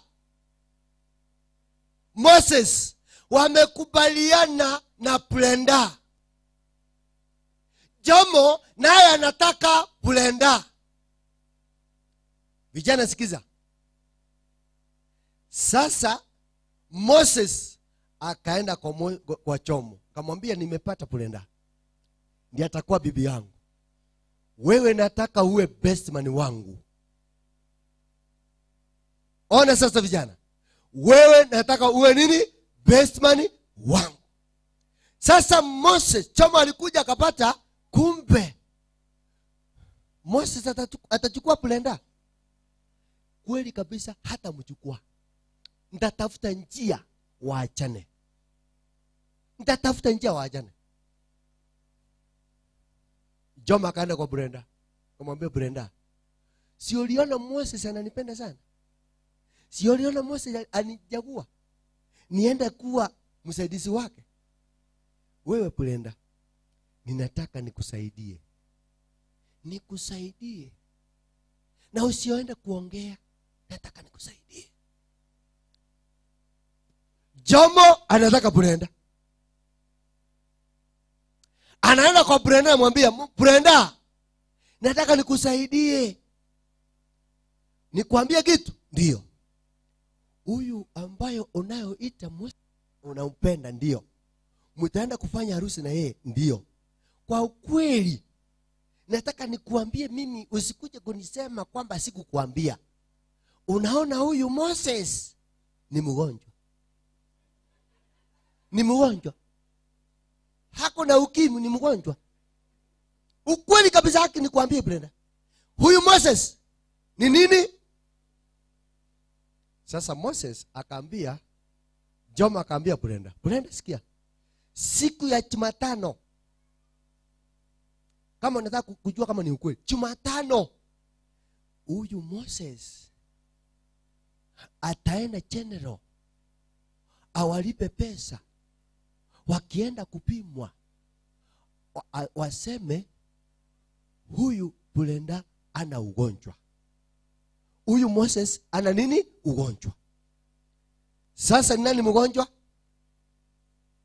Ni nani mgonjwa?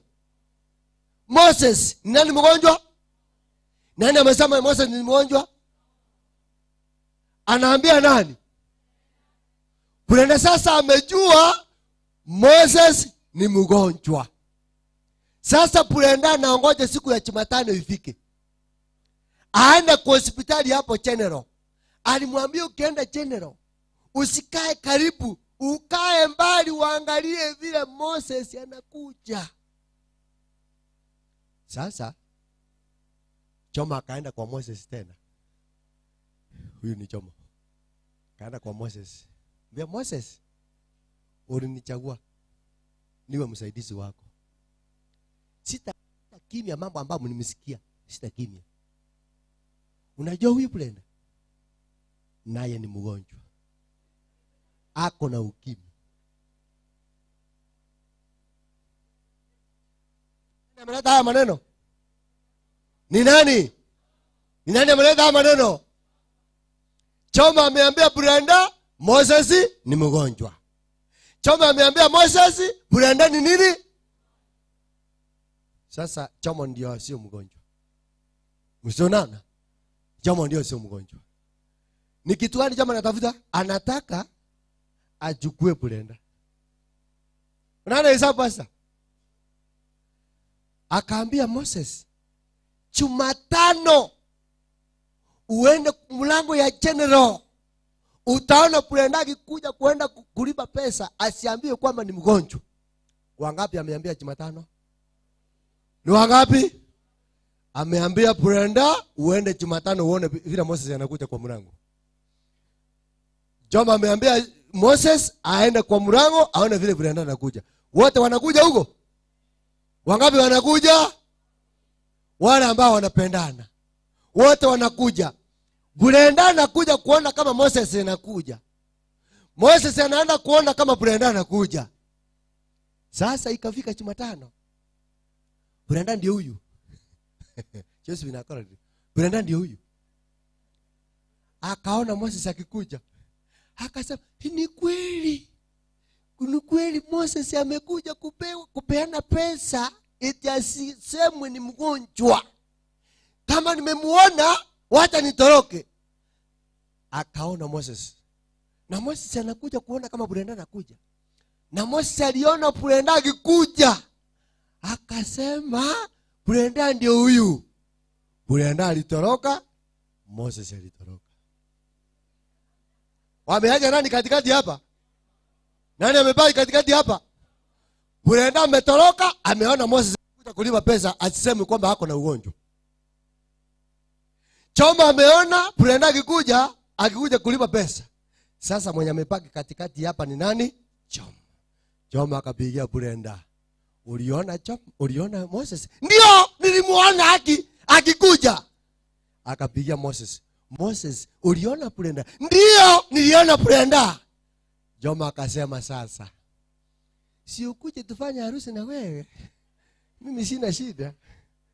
Brenda akasema ndio, nitafanya harusi. Walifanya harusi Jomo na Brenda. Aliacha Moses kwa sababu ya kuambia kwamba Brenda ni mgonjwa.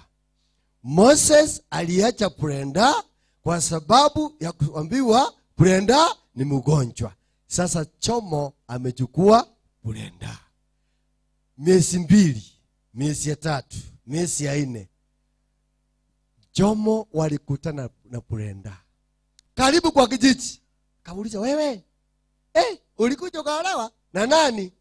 Si ni Chomo tulienda naye. Chomo. Kweli? Chomo ndio. Ilikuwa aje? Wacha nikwambie ukweli. Sasa tumekuwa wazee na wakina mama. Wacha nikwambie. Moses aliambiwa Jomo aliniambia wewe ni mgonjwa.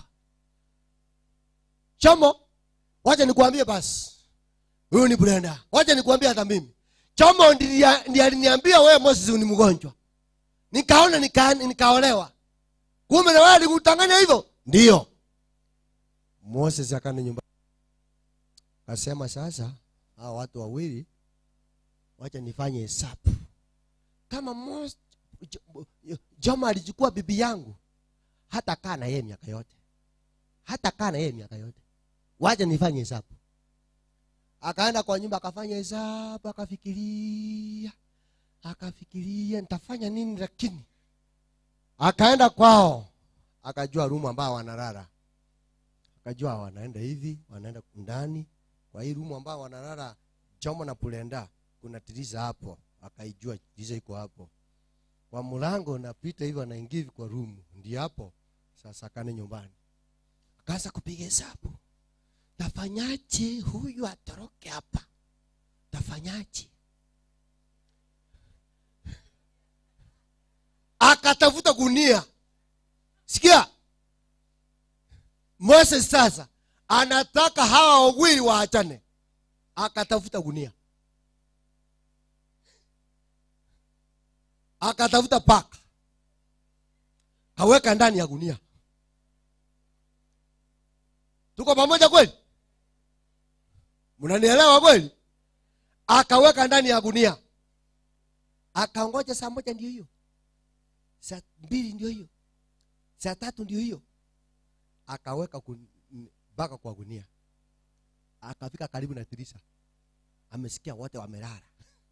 Kafika huko kwa mlango kwa Tirisa. Chama. Kaanza kuita kutoka kwa mlango. Chama. Tumechelewa.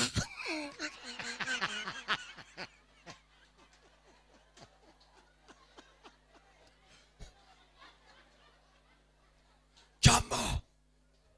Tumechelewa. Kuja twende.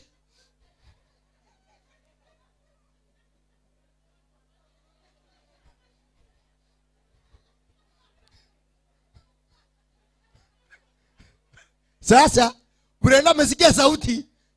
Brenda amesikia sauti kwa Tirisa na kwamba chama tumechelewa. Wameenda wametuacha. Hapo kwa mlango kwa Tirisa. Sasa akamwambia hivi, wewe Tomo, kama uendi paka yako ndio hiyo. Akaruza paka kutoka kwa Tirisa kaingia kwa kitanda. Ikawaangukia kwa kitanda.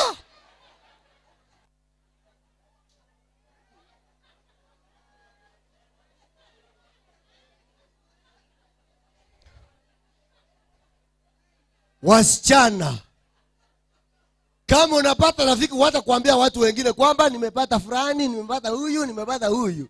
Ukiongea hivyo atakuwekea maneno ambao hujui.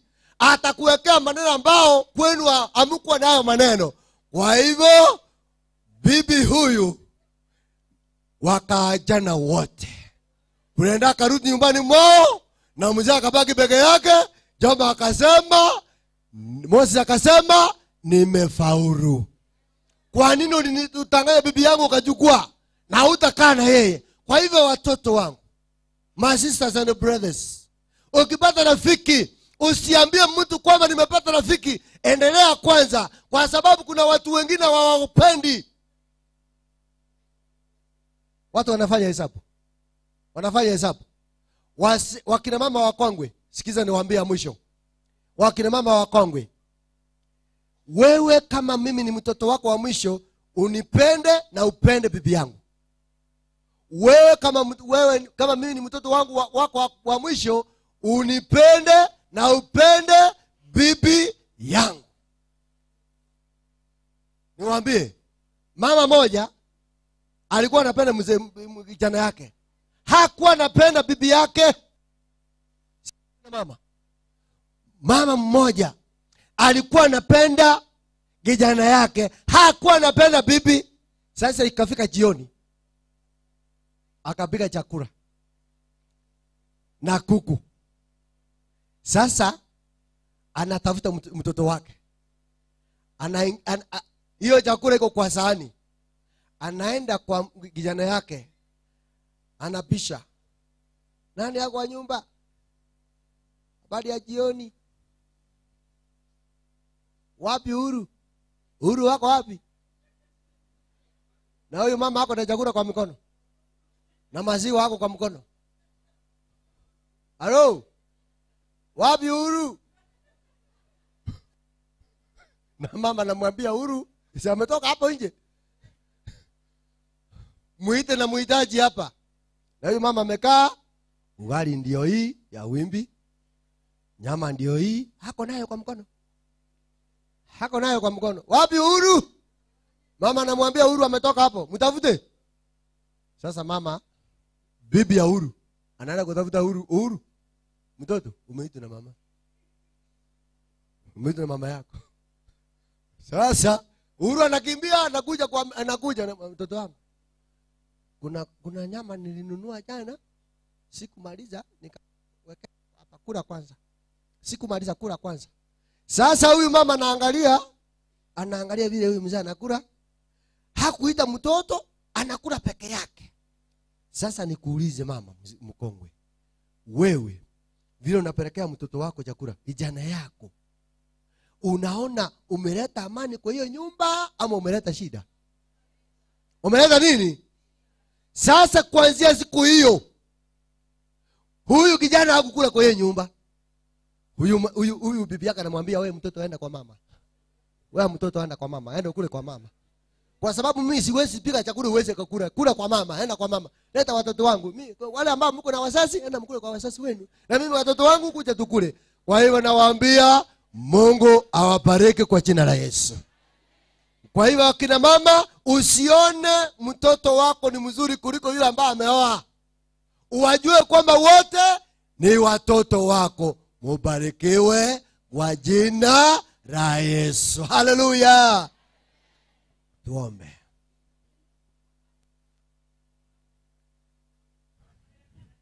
Hiyo tutamaliza kambi ijayo. Tuombe sasa. Kambi ijayo tutamaliza. Tuombe. Baba wetu, Mungu wetu, asante. Unatupenda na unatuhitaji. Mwaka huu umekuwa mwaminifu kwetu. Kila wakati unakuwa mwaminifu kwetu. Uendelee kutuongoza. Pastor wetu wa district hii, Pastor Nyabayo, namweka kwa mikono yako Yesu. Vile unampenda, endelea kumpenda na kuongoza watu wako kwa njia ya mzuri. Naamini Yesu utatujibu katika jina la Yesu mkombozi wetu. Amen. Barikiwa. Asante. Kwa hivyo mulinde muzirushiwe paka.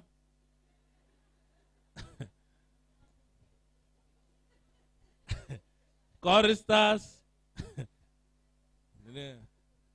Tulisema sisi hapa Sabato ni kama leo ndio tunaanza makambi tena ama namna gani? Na Mungu ameweka anga ni nzuri. Sasa choristers kuja haraka kwa dakika 20 nyimbo zile tamu tamu. Lakini huo church choir wimbo ule wa kwaheri wasiimbe saa hii. Wanaimba baada ya wageni kupiga kwaheri ndio wataimba kwaheri. Kwa hivyo kwa haraka sana nyimbo tamu tamu kisha wageni watapiga kwaheri. Happy Sabbath. Bado mipango inaendelea Kisima, YouTube, kila mahali. Hii program inaendelea, kwa hivyo pastor vile unafundisha kila mmoja anaendelea kufuatilia kule nje.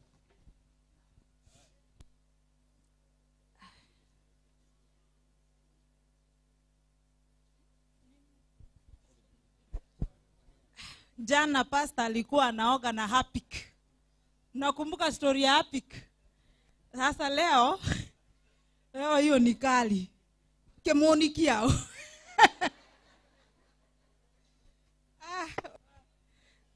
Thank you. We shall remember this camp.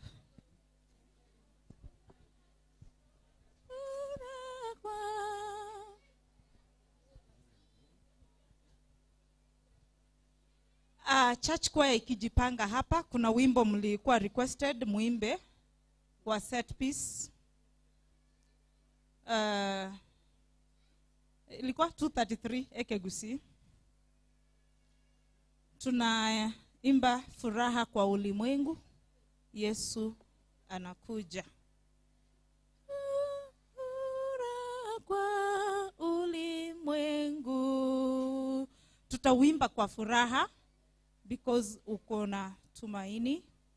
Number 166. Furaha kwa sing. Furaha kwa ulimwengu, Bwana atakuja.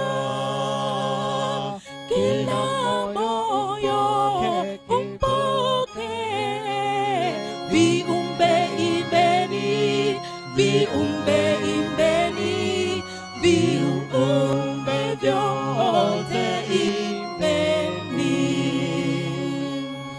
Na Bwana atatawala, watu na waimbe. Mitidili mana mawe, kariri furaha, kariri furaha, kariri furaha. nirekebishe hiyo laini ya 3. Tumekuwa tukiimba kila moyo umpoke, inaenda kila moyo umpoke. So tuimbe stanza ya 3. Atatawala kwa wema, atawafundisha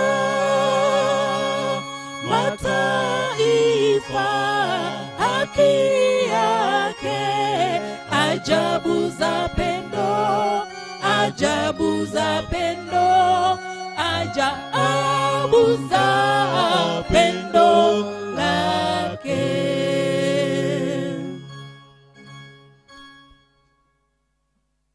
2:33 tutaimba kama kanisa lote, hata kama kwaya inatuongoza. Monene merindo nere, monene.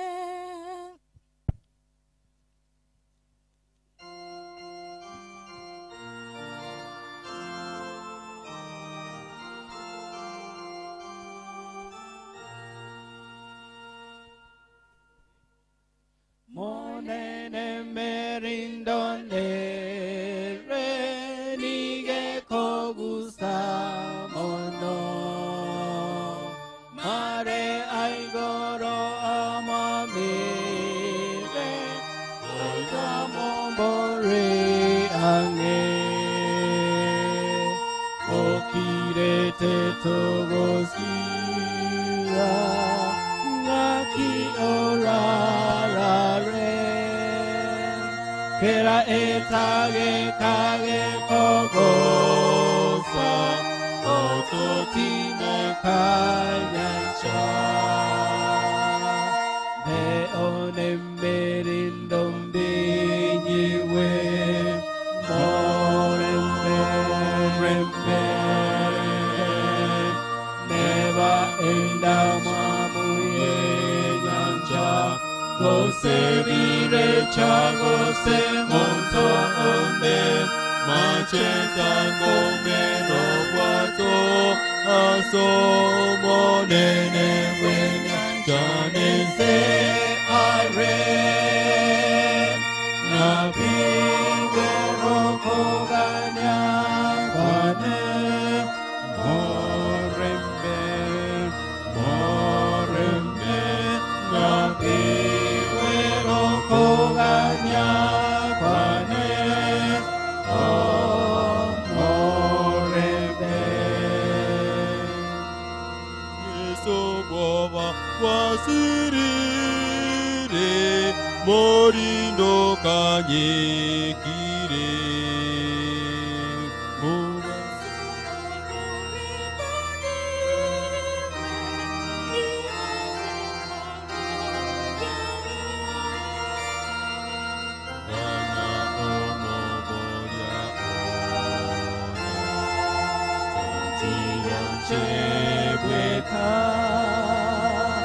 Kimoke asore no mogoko, asenge guye disyo. He onde merino binyiwe, morembe. Eva endamam yenyancha, gose virecha, gose moto onde, macheta komero guato, aso monene gwenyancha nese are. Napingwero koganya kwane, morembe, morembe. Napingwero koganya kwane, morembe.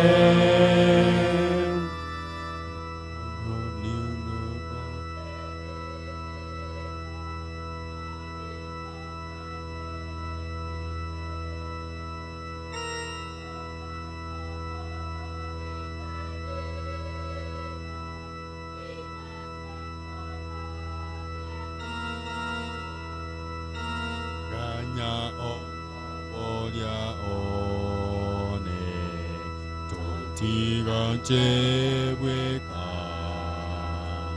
Timoke asore no bogo Ko asenge Guye visyo Re obemberi no vijiwe Morembe Morembe Eva amuye nyancha Gose virecha gose monto onde Macheta komero bwato aso monene wenyancha dense are nabi wero koganya kwane morembe nabi wero koganya kwane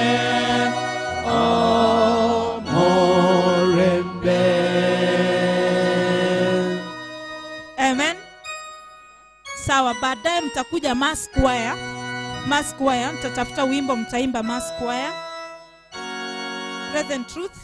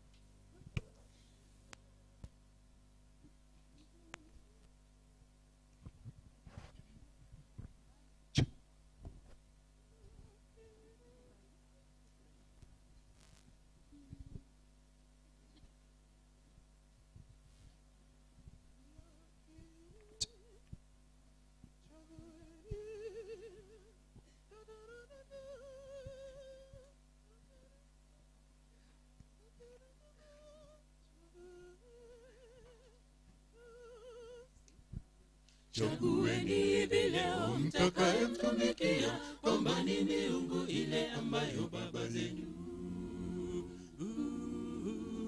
waliitumikia ng'ambo ya mto, au kwamba ni miungu ya wale wa Amori ambao mnakaa katika nchi yao. Chagueni hivi leo mtakayemtumikia, ombani miungu ile ambayo baba zenu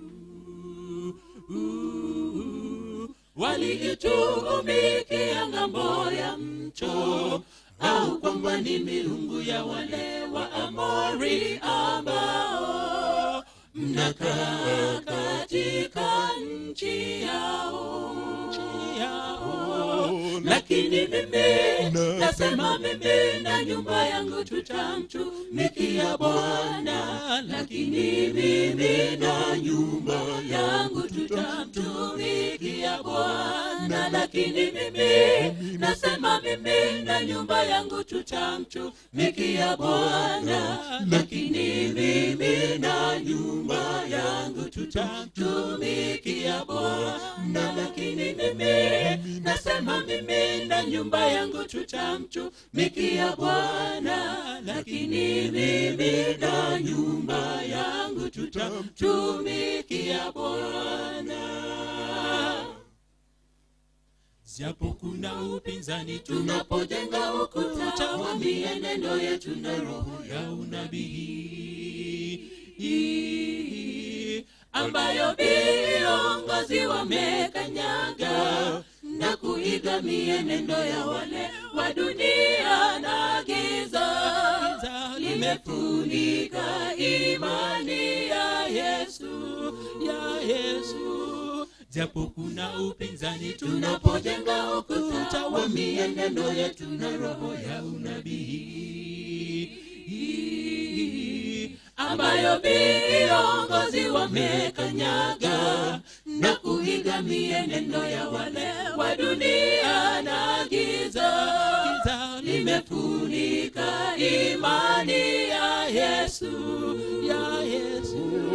Lakini mimi nasema, mimi na nyumba yangu tutamtumikia Bwana. Lakini mimi na nyumba yangu tutamtumikia Bwana. Lakini mimi nasema, mimi na nyumba yangu tutamtumikia Bwana. Lakini mimi na nyumba yangu tutamtumikia Bwana. Lakini mimi nasema, mimi na nyumba yangu tutamtumikia Bwana. Lakini mimi na nyumba yangu tutamtumikia Bwana. Lakini mimi nasema, mimi na nyumba yangu tutamtumikia Bwana.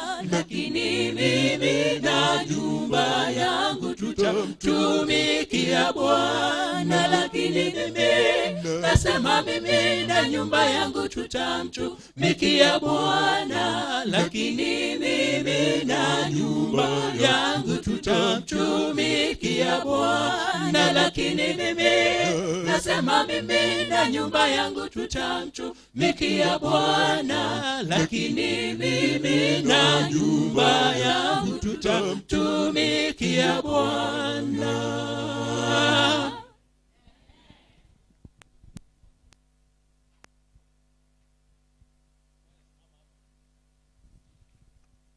Na kwaya hawa wasimame hapa. Nikiita wageni wote wa makambi waketi hapa mbele. Kama ulikuwa mgeni wetu wa makambi, keti hapa. Imebidi nisimame hapa ili tufanye mpangilio fulani. So wote, kama ulikuwa mgeni wetu, kuja uketi hapa. Sasa ndio maana mchungaji wa wilaya ameketi hapa mbele, take over.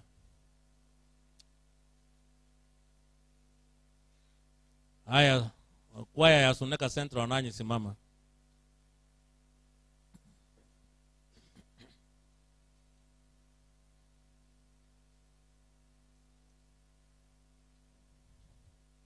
Wangapi wanashukuru Mungu kwa kwaya hizi mbili na wanawaombea mema katika utendakazi wao? Asante sana. Kwa niaba Suneka Central, ninyi sasa keti. Nikimaliza kuwapatia hizo salamu, nimewaweza mmekuwa wenyeji.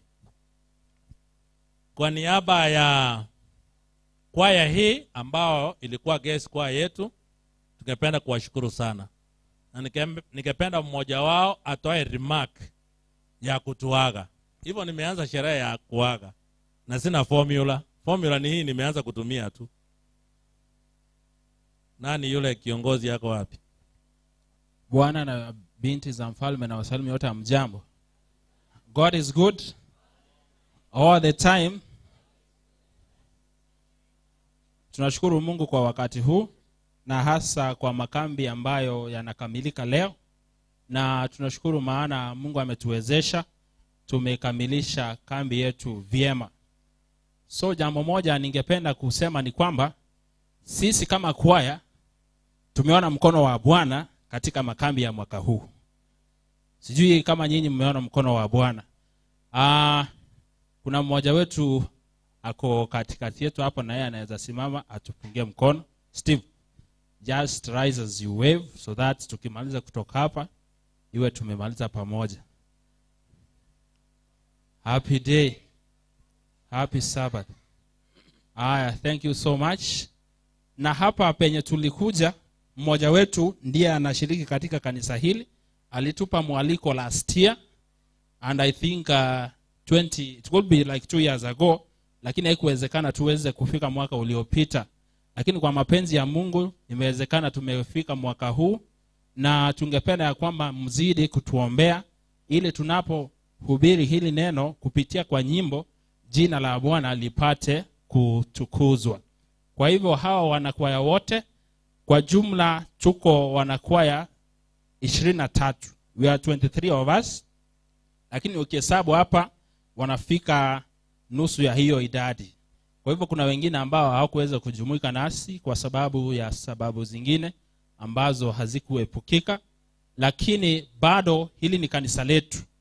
Tumeshiriki hapa mara zaidi ya moja, kwa hivyo mtakuwa mkituona hapa kwa wakati wowote, kwa mwaliko ama bila ya mwaliko tunaweza fika hapa kwa wakati wowote.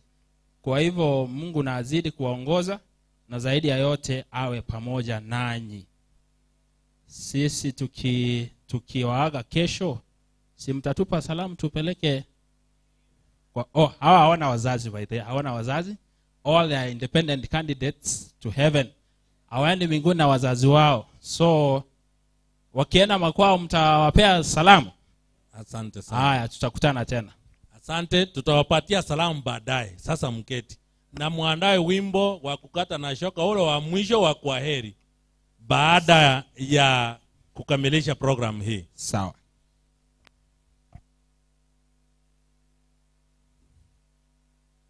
Ningependa kuwaita wawili kutoka kwa mkutano wa washiriki. Dada Pamela Ogega, ningependa uje hapa mbele, na Elda Mombasa. Hao wawili waje hapa mbele, mnipatie mic. Na naendelea kuangalia bado. Patrick yako wapi? Na Patrick aje mbele. Patrick atawakilisha vijana, kisha Pamela atawakilisha akina mama, na Elda Mombasa atawakilisha wazee. Kila mmoja sekunde ni 20 ya kuaga wageni wetu, tukianzia kijana Patrick ambaye amekuwa wa msaada mkubwa katika makambi haya. Happy Sabbath Church. Happy day. Ningechukua fursa hii kuwashukuru wageni wetu kwa sababu wamekaa pamoja nasi, hasa mgeni wetu mkuu kwa sababu ametulisha neno la Mungu, na nafikiria kwamba tumebarikiwa zote. Kwa hivyo wanapoenda ningependa kuwapa salamu, situwatakia mema. Asanteni. Asante sana dada Pamela. Pia dada Pamela ni lay leader wetu katika station hii ya Suneka. Kwa hivyo katika ngazi hiyo vile vile nitakuruhusu wewe utachukua sekunde 30. Thank you so much. Wapenzi wa Bwana mjambo? Hatujambo. Maranatha. Yesu yuaja. Tumefurahi. Tunashukuru Mungu sana kwa sababu ya mwaka huu na kwa sababu ya makambi. Tunasema ni shukrani kubwa sana kwa wageni wetu. Kwa kweli tumelishwa, tumeshiba, lakini tunahisi ya kwamba ingewezekana ndio tungeanza tena. Kwa sababu inaonekana mwisho wa jambo ndio unakuwa mtamu zaidi, sivyo? Kwa hivyo tumefurahi sana kwa wale ambao tuliweza kuja wiki nzima. Tumekula, tumeshiba, na wale ambao mlikuja leo tunawashukuru kwa sababu ya kuja. Mgeni wetu mkuu, nilikusikia kwanza mwaka uliopita Iruma. Nikatamani nipate wakati mwingine tena kukutana na wewe. Kumbe Mungu alikuwa na sababu akakuleta mwaka huu, umetulisha. Tumesema ni asante sana. Kila mgeni ambaye alifika mwaka huu, kwaya yetu tumewashukuru. Hatuna lugha. We are indeed humbled. Na tunaomba ya kwamba Mungu awajalie. Kwa hivyo kwa niaba ya kina mama wa kanisa hili tumewashukuru sana. Kwa niaba ya Suneka station nzima tumefurahi. Mkienda nyumbani muwape salamu zetu. Mungu akitujalia tukutane tena. Majaliwa ya Mwenyezi Mungu. Asanteni. Asante sana Elda Mombasa kwa niaba ya wazee na elders kwa jumla. Mgeni mkuu, wageni wenzako, pastor wa wilaya, wanakwaya wa Suneka na wanakwaya wa Rongo, wazee, akina mama, vijana na watoto wetu. Naona kuna tofauti kubwa, sio kidogo, kwa makambi yote ambayo tumekwisha yaona nyuma. Mungu ametubariki sana. Nilikuwa nimesahau watu wa mawasiliano. Kwa hakika tumekura kila mmoja. Ukiangalia umati huu, kila mtu ametulia na ni kama hawataki tuweze kuondoka. Lakini kwa sababu inabidi, tutaondoka. Tungekuwa na ule uwezo wa Joshua, tungesimamisha angalau hata masaa 3 ili tena tuweze kuendelea kidogo. Mgeni wetu Pastor Wesonga, hata mimi ulinihubiria kwa matanga mara yangu ya kwanza, uso kwa uso tukionana, ukimzika mamangu mdogo ambaye alifariki ng'ambo ile karibu na Kirwanda. Nafikiri umekumbuka. Sasa ulipokuja hapa nilisema amen. Mungu asukuriwe kwa hayo yote. Kwa hivyo wasee na wote wala ambao na akina mama waliouzika kwa njia moja ama nyingine, Mungu awabariki sana. Awaneemese, awape kibali ili kila mmoja wetu, ikiwa ni mapenzi yake, tukutane mle mbinguni jinsi tulivyo hivi sasa. Na mtakapoenda ninyi nyote, muende na amani ya Bwana, na Mungu atukuzwe kwa haya yote. Asante sana. Amen. Kwa niaba ya camp committee, sababu hata kama mimi ni mwenyekiti, mimi naitwa planning chairman, lakini kuna implementing chairman. Niliona amepanda kwenda juu kule. Kuna katibu wetu wa kamati, Elda Nyakea, on behalf of the camp committee. Yeye ndiye anaweka record zote, anasema kila kitu. So on behalf of the camp committee, ningependa useme neno la kuaga wageni kwa niaba ya camp committee.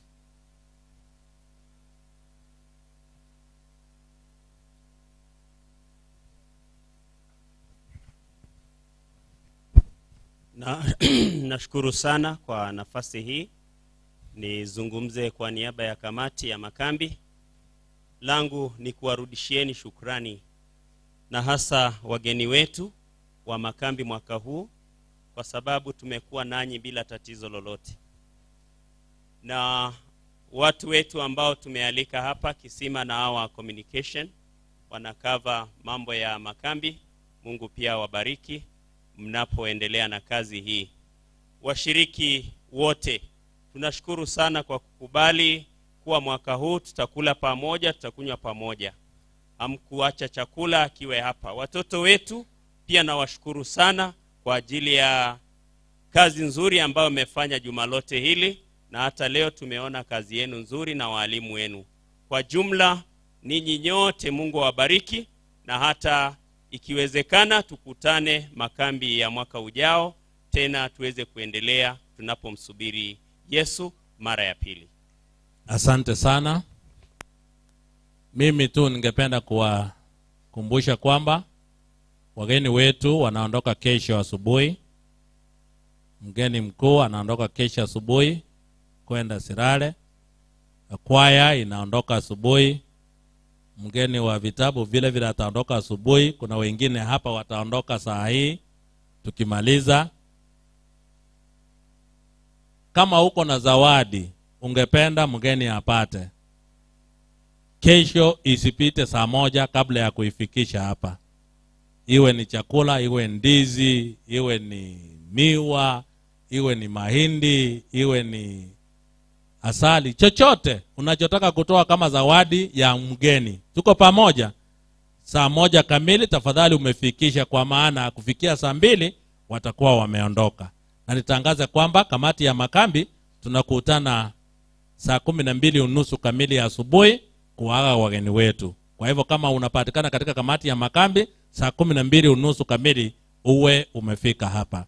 Mnuruhusu wakati huu sasa nimlete mchungaji wa wilaya Pastor Samuel Nyabayo, ambaye atatuletea wageni wetu wa makambi kutuaga kwa kifupi sana. Kisha mnenaji mkuu atasema neno la kwaheri. Halafu baadaye kwaya yetu guest choir wataimba wimbo wao wa kutuaga. kisha Suneka Central Church Choir watafunga kwa wimbo wa kutuaga, hatimaye tutaambiana jinsi ya kuondoka. Karibu mchungaji. Thank you, Elder. Hello. Mwaka mzima kwa sasa umekwisha, na Mungu wetu ameturinda. Hello.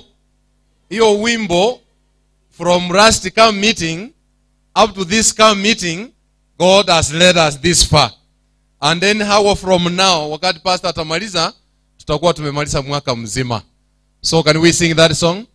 Mwaka mzima kwa sasa umekwisha, na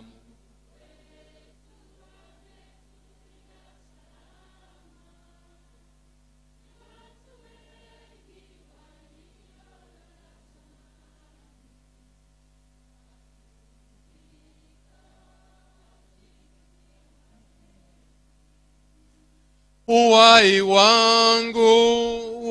wangu ni deni, ninatakiwa nimfanyie Mungu kazi, chapo nilale nikiwa naye, nipumzika usingizi wa heri. Happy Sabbath. Kwa hakika Mungu wetu ni mwaminifu. Ametia wageni wetu nguvu, wamesafiri salama, na hatimaye tumekaa miguuni pa Yesu. Nikikuja kufahamu ya kwamba chako ni chako na chake, tunafahamu hilo, na jioni hii tutaambiwa mengine. Kabla sijakuja kwa wageni wenzangu hapa mbele, nilikuwa nataka kuwatambua wageni wenzetu ambao wamekuwa wa msaada sana kwa kanisa hii na kwa makambi haya. We have our sister ambaye amekaa pamoja nasi hapa from Radio Kisima, na ninajua ya kwamba hata marafiki wengi wanaendelea kutoa habari ya Radio Kisima kupitia kwa rununu zetu ya kwamba wako pamoja nasi kwa makambi haya. Hata vile Utuere anaendelea hapa juu ya chomo na nani yule, kumbe watu wangu naona wanazikiza tu. Pastor ameacha chomo na nani yule na Moses, so hata watu wengine walikuwa wanakusikiza. So ningependa kuripoti before wenzetu waongee kutoka hapa ya kwamba I want to thank that friend of mine mwenye niliitisha wakati wa mjana, mwenye alikuwa na ng'ombe. Tunataka kumshukuru, na hiyo ng'ombe sijui tutapanga na Elda Chweya, tuko na ng'ombe ndama wa kiume. Kanisa tunasema aje? Kwa hivyo alikuja huku juu na akajitambulisha na akatupea hiyo ng'ombe. Kwa saizi tuko na ng'ombe 4. Kwa hivyo ningependa kushukuru kwa hayo. Sasa muniruhusu nimlete Sister Kemi. You can greet the congregation now officially, because you have been sitting and you are of great help to us. Then after that, I will invite my other friend who will say hi before I come here in front. I will, kwa niaba ya timu ya TV yetu, niko na rafiki Edwin ambaye atasimama kwa niaba ya hiyo timu, na yeye pia asalimu kanisa, na tunashukuru kwa ibada yenu hapa siku ya leo. My sister, welcome. Thank you. Happy Sabbath. Happy day. My name is Auntie Kemi.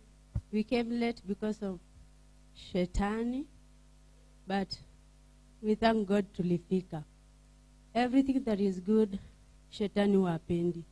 He can look for means and ways to block so that other people will not get the blessings. But the little we have received, imewajenga wengi, mbarikiwe zaidi. God bless you and thank you for inviting us. I'm Auntie Kemi. Till we meet again in Jesus' name. Amen. Yenye hakuwaambia ya kwamba ni siku gani maybe marudio haya yatafanywa. Washiriki wangu angalau waende kwa wachue tulikuwa tunamaanisha kitu tulikuwa tunafanya.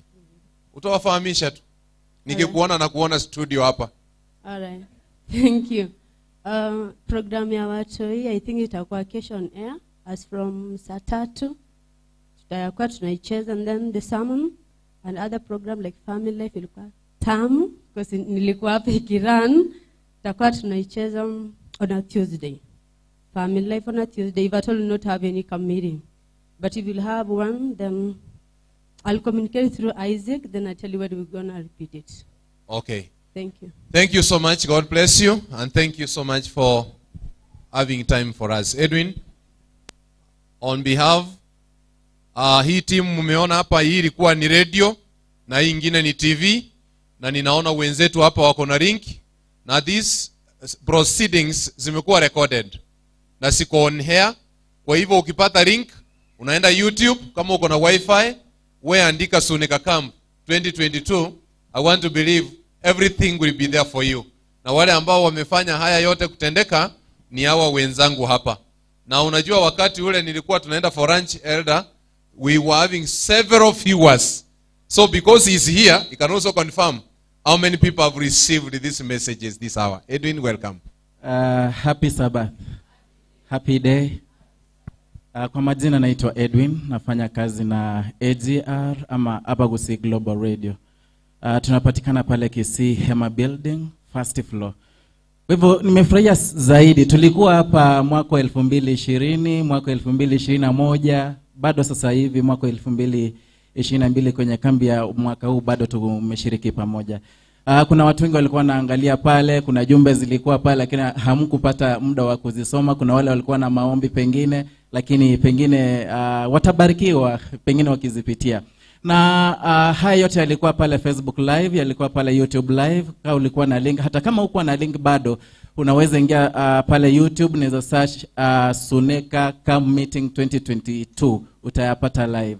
Kuna mwenye alikuwa ananiomba pengine hayo yote, lakini unaweza enda pale, unaweza download ikwe ya kwako tu, unaweza watch pale wakati unataka kuwatch. Na kwa uzuri wa internet ni kwamba itasalia pale. Kuna wakati unaweza pata pengine unatamani kurudia pale, pengine kama ulizungumza, unaweza tamani ile sermon ya pastor pale, unaweza rudia pale. Shukran sana. Na watu wa nje ya Kisii wanatuona.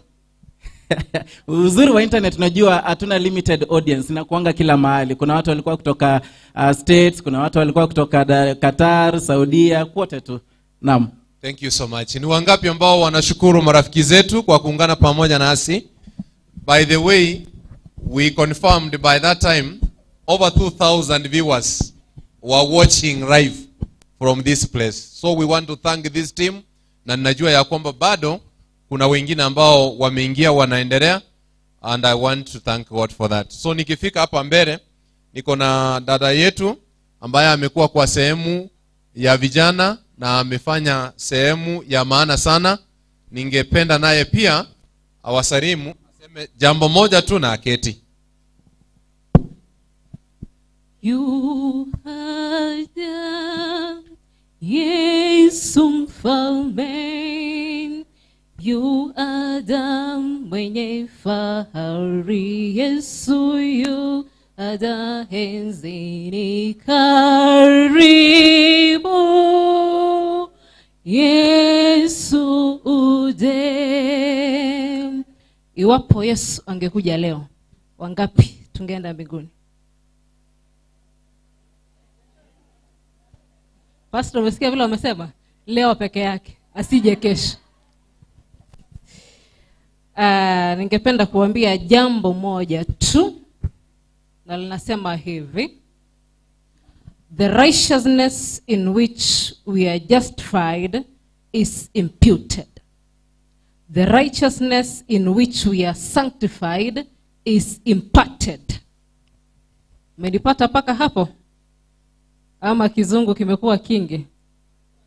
Elda Nyakea.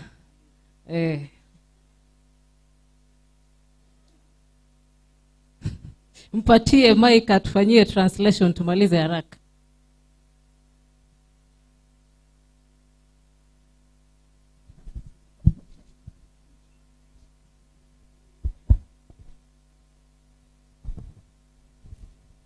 The righteousness in which we are justified is imputed. Anza tena. The righteousness in which we are justified is imputed. kuwa haki ambayo imehesabiwa haki tunapewa. The righteousness by which we are sanctified is imparted. Na ile ambayo, rudia tena tafadhali. The righteousness in which we are sanctified is imparted. Haki tunayopewa, tunayekewa. The first is our title to heaven. Ya kwanza ndiyo inayotuelekeza mbinguni. The second is our fitness for heaven. Ya pili ni ile inayotufanya wakakamavu tufae kwenda mbinguni. That is the Bible study that we had from Pastor Otwere. Wale ambao hawakusikia, sasa that short summary itawasaidia. Nashukuru sana kwa kunialika hapa kwa ajili ya huduma. Nimewahudumia na mimi ni rafiki wa hili kanisa. Nipo tayari wakati wote mtakaponihitaji. Nashukuru kwa kunilinda vyema tangu siku ya kwanza na hadi leo hii. Mungu awabariki, tuonane majaliwa. Asante. Thank you so much, Madam Gurikista. Niko na Mama Eunice ambaye alikuwa ni daktari wetu. Mungu amemsaidia. Ningependa kumwegeza hiki kidude aseme moja kabla ya kuwaaga wote. Asante Yesu. Asante Yesu. Asante Yesu. Asante Yesu. Asante Yesu. Asante Yesu. Eroka mano. Eroka mano. Ero kamano, ero kamano, ero kamano, ero kamano. Wacha tuachie hapo kwa sababu ya masaa. Wacha tushukuru Mungu kwa sababu ya yote ametutendea tangu tulianza makambi haya. Ya kwanza. Ya pili, nashukuru watu wa hapa wote kwa mwaliko wao. Walitualika vizuri na tukajisikia tuko hapa. Najua hii kanisa, wakati moja nilikuwa kiongozi wa kila mama kwa station hii ya Suneka. Wengine tunachuana. Kitu kingine ni onyo kali. Mungu anahitaji kila mmoja aishi aishi vyema, si ndio? Kwa hivyo Mungu aliumba mwanadamu alikuwa mwema, lakini sasa binadamu ameacha amri za Mungu na yeye ameenda kinyume cha mapenzi ya nani? Ndio sababu tuko vile tuko. Sasa ndio nawaambia saa hii jioni ya leo ufuatilie ile nini? Amri za Mungu. Mimi naona hakuna saa, ndio nilikuwa naongea kitu kimoja nilisahau. Kwa kina mama wanapenda sana kutembea na pikipiki kutoka hapa na pale. Yaani akisikia wacha tu nimefika Suneka Central, niko huko juu, anakimbia na pikipiki, anasema ndio nifanya nini? Nifikie wa mama. Hata mko karibu kuisha nini migongo hiyo ye. Sasa tuchunge sana. Mungu kwa jina la Yesu ambaye ni mwombezi wetu. Tukikualika wakati mwingine ukumbuke hiyo mada ya wamama na pikipiki. Ninataka kumleta mwenzetu ambaye amekuwa wa msaada katika idara ya vitabu, ndugu Christopher, ili naye pia waage. Ninapoleta Pastor Utwere, hatimaye niombe mgeni anene nasi. Asante sana mtumishi kwa kunileta ili niweze kusema kwa heri, kwa sababu tumekuwa hapa chuma nzima na kwa hakika Mungu ametuonekania. Kwa majina vile mmesikia, mimi ni Pastor Christopher Kichava ambaye anasimamia wainjilisti wa Kisii Town na wa hapa Suneka. They are 45 literature evangelists. Asante kwa vitabu ambavyo mlichukua. Asante kwa wale ambao walinunulia wengine vitabu. Asante kwa pasta wetu mkubwa kwa kutia nyundo katika mambo ya vitabu, ukavinunua ukapeana kama zawadi. Asante kiongozi wa makambi na komiti yako, kwa sababu kanisa tayari nimeshachukua kitabu kinono almost 11,500. Mubarikiwe sana, na ikiwa mnahitaji vitabu vingine, every Sunday ofisi yangu ndio hiyo iko hapo juu, na kuanga pale at least every Sunday, na tuko na pastor hapa ataweza nileta kwa makanisa yenu ili niweze kuwahudumu moja kwa manyamono wana ko tukunya gocha ngora tukuja kuikirana na bona isegwetani otwere. Thank you so much. Okay, thank you so much. Mumesikia yale ambayo amesema, na ni maombi yetu ya kwamba hizi lesoni ambazo tunaenda kutafuta huko Kisii Town Golf House na tunapanga laini refu, ninahitaji, ni maombi yangu ni muombe, kwa sababu ako hapa kwa kanisa yetu huko nyuma juu na room iko pale. Hizo lesoni ziletwe zote na maboxi siwekwe pale, alafu sisi tunasipata hapa karibu. Sitakuwa vizuri? Kwa hivyo tutapanga na yeye, watu wangu wapate lesoni karibu na sisi. Kuna mtumishi wa Mungu ambaye alikuwa anazungumzia juu ya hapiki. Alisema jana alioga na hapiki. Yaani ni shida sana. Ya? Sasa leo ametuletea chomo na Musa. So chomo, ndugu chomo kuja useme ya kitu. Huyo ni Pastor Tuere, acha na happy atuage. Na wasalimu wa mchambo. Mungu awabariki. Mmefanya mazuri kwangu, hata kwa wageni. Siku ijayo nitakuja tukae pamoja. Mungu aende kuwabariki kwa familia zenu katika jina la Yesu mkombozi wetu. Thank you so much. Ni wangapi pamoja nami wamebarikiwa sana? That is beautiful. I'm going to invite our guest speaker to stand and talk to us now. Na akimaliza ibada ya kuagana itaendelea, ataimba wimbo wa kuagana na church choir itaimba. I want to thank my church choir. You look good. Please keep it up, because kuna safari nitawapeleka. So please msinilete down. And I know by the way they are singing Otwere, si ukweli wanafaa kukua choir? Sio kuaga tulisema. Okay, fine. Thank you so much. Una safari nitawapeleka. Kwa hivyo na Otwere anawataka kule. Asante sana for coming.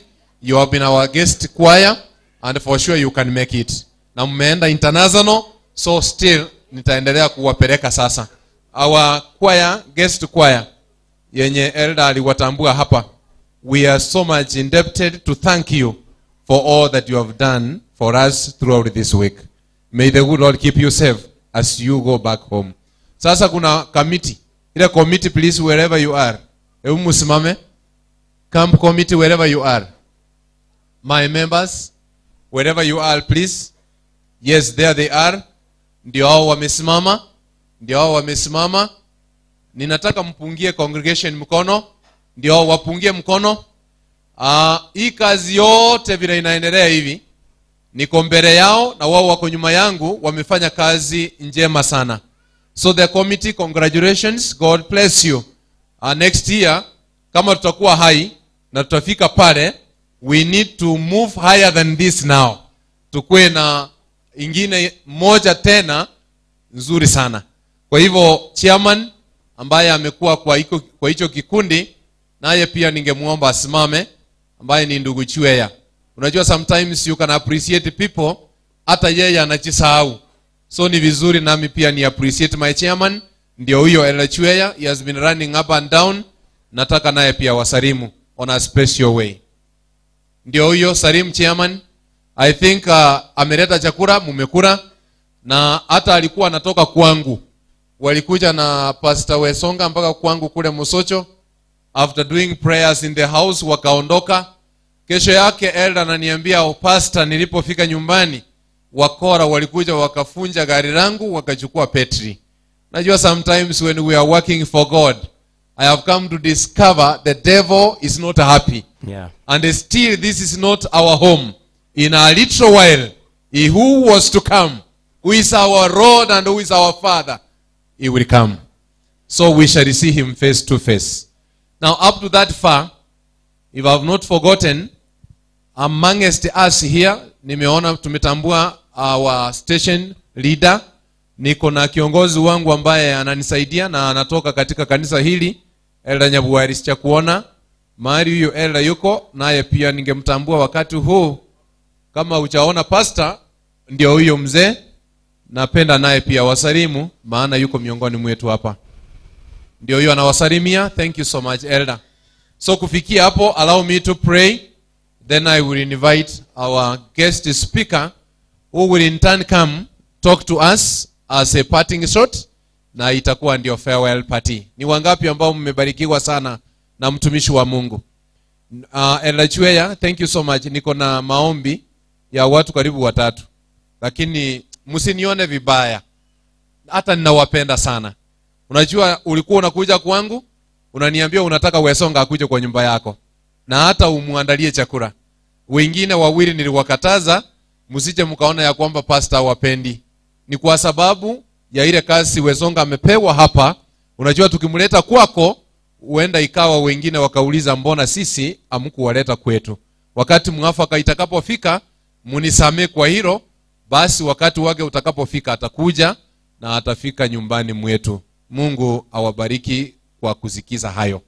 Hebu na tuombe.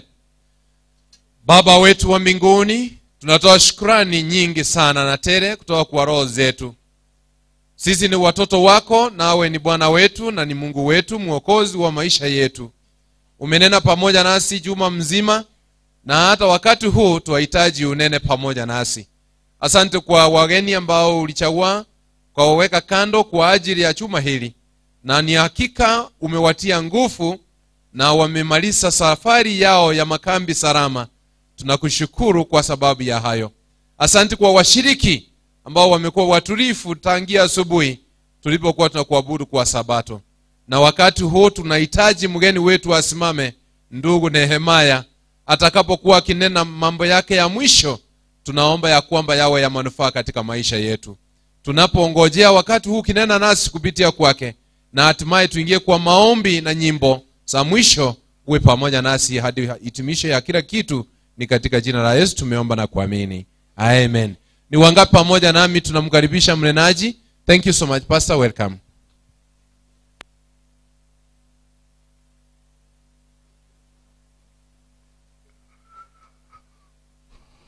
Wana na binti za mfalme, Bwana Yesu asifiwe. Wangapi wanasema kambi iendelee? Pastor wataki kambi iendelee, kwa hivyo wacha nimalize chapu chapu titoke hapa. Mnahitaji iendelee ama isiendelee? Mpaka saa ngapi? Mpaka siende next year. Okay, thank you so much. Barikiwe. Bado mie mnyenyekevu kuwashukuruni sana kwa mwaliko mlionipa kwa mnenaji wenu. Na jioni ya leo ninapowaaga, somo makini, simama imara.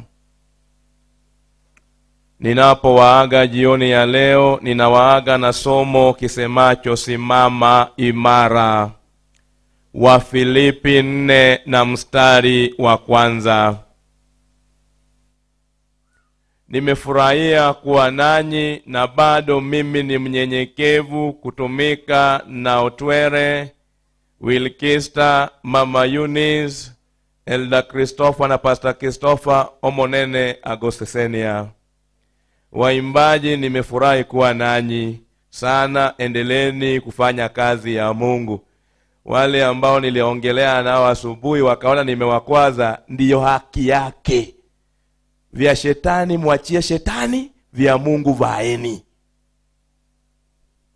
Waimbaji, yani mmependeza. Ningekuwa pa kuwauza na kuwatangaza, ningewanadi na kuwatangaza. Na ikiwezekana tarehe 3 wa mwezi wa 9 namaliza kambi yangu ya mwisho kwenye mtaa wangu. Si nimewaalika? Pastor Elda Chwe, tarehe 3 wa mwezi wa 9 na mimi namaliza kambi yangu kwenye mtaa. Si walete hao watu hata waone mimi naishi maeneo gani, ili wakija hapa uone hapa imebadilika. Maana tulielewana nikija hapa mwezi wa 12 panapaa pawe na mabadiliko. Wangapi walisema tulifafikiana hivyo? Kama wewe ni muoga na kuombea, Yesu akuhurumie.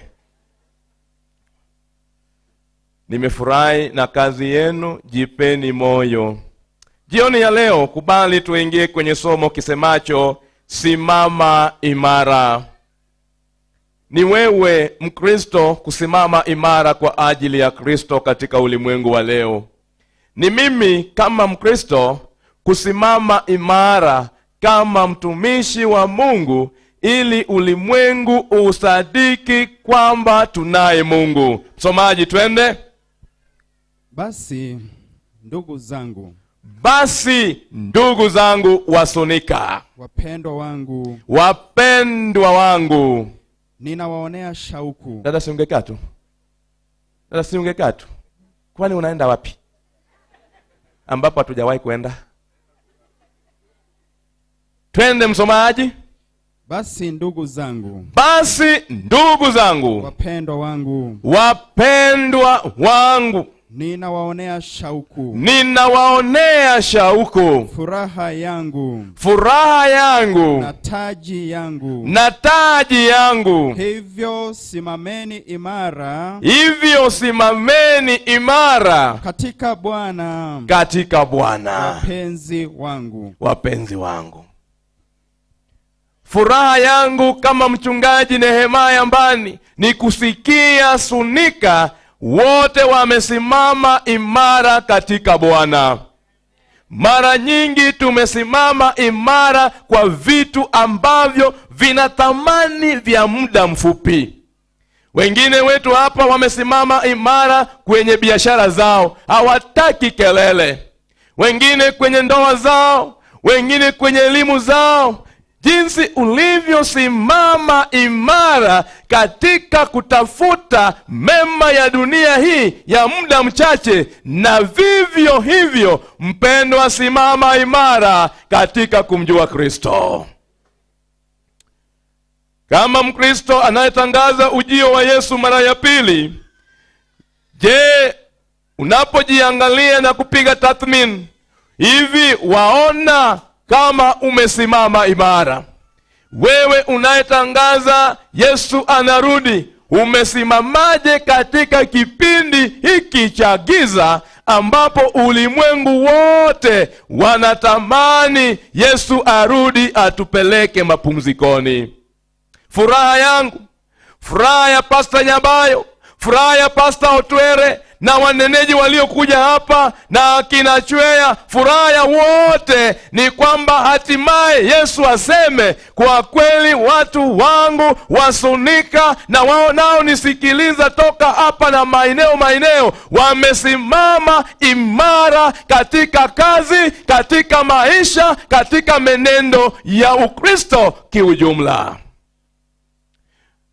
Naogopanga kusema maneno haya, lakini mara nyingi ndugu zangu wa Kisii, nyinyi ni wangwana sana, ila katika kazi ya Mungu mnakuaga waoga. Mnajifanya tutaweza. Elajea tutaweza. Mnaweza. Mwambie jirani tunaweza. Ninaongea na nyinyi kwa kuwa nimekuwa mchungaji wa jamii ya Wakisii pale Sirare kwa mwaka na ukiwaambia kazi ya Mungu wanakuuliza maswali, Pastor itakuwaje? Pastor tunaweza. Narudia, Pastor Nyabayo, hata nikiondoka Otwere ukirudi sijarudi hapa, waambieni wa Mungu wa Suneka, jamii ya Abagusi wana uwezo wa kumtumikia Mungu na kusimama na Mungu wao. Acheni uoga, maana uoga ni adui mbaya. Uoga utakufanya usifurahie maisha mazuri Mungu amekuandalia. Uwe jasiri. Hivyo ulivyo, jitoshe kweli kweli kwa kazi ya Mungu. Vyote anavijua, amevipanga. Ni wewe utoe uoga, simama imara, umtumikie Mwenyezi Mungu. Hata kama ninawaaga jioni ya leo, Mungu akiwa nasi, akiona ni vema tukutane tena, nitakuwa tayari kuja kwenu. Asipoona ni vema nikuje tena Suneka, wapendwa, angaika, simama imara. Atakapokuja mfalme wa amani, anapotufufua mavumbini, atukutanishe kwake rahani mwake, tuishi pamoja. Paulo anawahimiza jamii ya Wafilipi mara baada ya kuongea mambo mengi kuhusu mada mingi. Kama tulivyoongea wiki hii, Paulo anaona jamii ambao wanapitia changamoto mbalimbali, lakini anawaomba wasimame imara katika Bwana. Sijajua pastor na watu wa hapa kama shida iliyonikumba Sirare iko hapa. Wakati ambapo wanaofaa wasimame imara katika Bwana, wanakimbilia waliosimama uiwae. Wamesimama wanatetemeka, eti njoo utuombee. Elechwea, hapa ipo. Wamama, acheni kutumiwa vibaya. Sisi watu tunawatumiaga vibaya, tukishanenepa tunawasahau na kuwatelekeza. Yesu anasema, simama imara. Acha kumwendea mtu anayetetemeka, mwendee Mungu aliyesimama imara na wewe toka utotoni, akusaidie. Na akinyamaza, shukuru, ipo siku atakusikia. Toka kwenda kwa watu ambao hawafai, simama na Yesu imara. Uambiwe mpaka lini? Unakuta msabato mzima amebeba baby. Sasa ninakufa waombea. Nikuombea mimi ni nani? Kwani nishirikiana na Mungu wakati unaumbwa? Nikisha kwa kudanganya na mambo mengi, unatoa sadaka. Hapa umeshindwa kutoa. Kwa Mungu wa kweli ushindwe kutoa. Kwa Mungu bandia na mjinga unatoa mpaka tangombe kubwa. Hapo unaleta kitu kitukutukutu hapo. Simameni imara katika Bwana. Haleluya. Maana tutakaposimama imara na Mungu wetu, atatufaa na atatujazia nguvu na uweza wa kutembea wajasiri kuwafikia ndugu zetu ambao ni wazizi hili, ila wako kule nje, shetani amewateka. Watu wa Filipi walikuwepo walimu waongo, waombeaji waongo, wafundishaji waongo, ila Paulo alipowafikia akawafundisha, anawakumbusha, kama mlivyonisikia, simameni imara, kwa kuwa kwa kusimama kwenu imara, siku ya mwisho atakaposimama mfalme wa amani, mtakapozawadiwa kuingia rahani, hata mimi nitapiga kifua, hakika kazi na taabu yangu haikuwa bure. Paul loved Philippians, and he loved them dearly, and having encouraged them to live for Christ, to be for Christ, to rejoice in Christ, and to continue in Christ, and to remember all that Christ has done for them, he calls them at last to stand in Christ. Kumbuka, Yesu amekutendea mangapi. Simama imara. Paul wanted them to be strong in the Lord and not to be moved by the circumstances of life, not be confounded by the evil ploys of the enemy. Paulo aliwatakia mema na aliwataka wasimame imara ili wasitikiswe na mbinu na njama za maovu ambayo hatutaki mema. Najua muovu anatuangalia na anasema, nyinyi pigeni kelele, fulani ni wa kwangu. Mama, toka hapa, mwambie toka kwangu, mimi nimeamua kusimama na Yesu. Mzee, toka hapa, akija adui mwambie nimeamua kuwa wa Yesu. Kijana, akija adui mwambie mimi kijana nimeamua niwe wa Yesu, nikisubiri ujio wake. Ndiyo maana Paulo anawaambia wa Filipi, na mimi jioni ya leo nawaambieni watu wa Suneka, simameni imara. Hata adui anapopata muda wa kuwafikia, akute hakuna nafasi, atafute kwingine. Na akitafuta kwingine, bado uko tayari kumfuata, kumchukua huyo na umrejeshe kwa Yesu. Ndiyo wito ambao tumepewa. Ndiyo wito ambao tunaiangaikia. Na hakuna pa kutoroka, maana ukitoroka utadaiwa. Ukiridhika na hali yako utadaiwa. Acha kuridhika ulivyoridhika. Pendwa, acha kuridhika ulivyoridhika. There were false teachers, preachers, sorcerers, magicians, and Paul talked about them expulsory in the previous verses before saying, my friends, stand firm in the Lord. I know they are there, but decide for God, live for God, work for God, die for God, and God will reward you when He comes. Watu wa Suneka, live for God, work for God, work for God. Give yourself to God, regardless of the situation, regardless of circumstances that you may pass through under this sun. At your toil, at your pain, at your suffering, there is a reward one day when the owner of everything shall stand to reward His people. Corinthians, 1 Corinthians 16:13. 1 Corinthians 16:13. 20.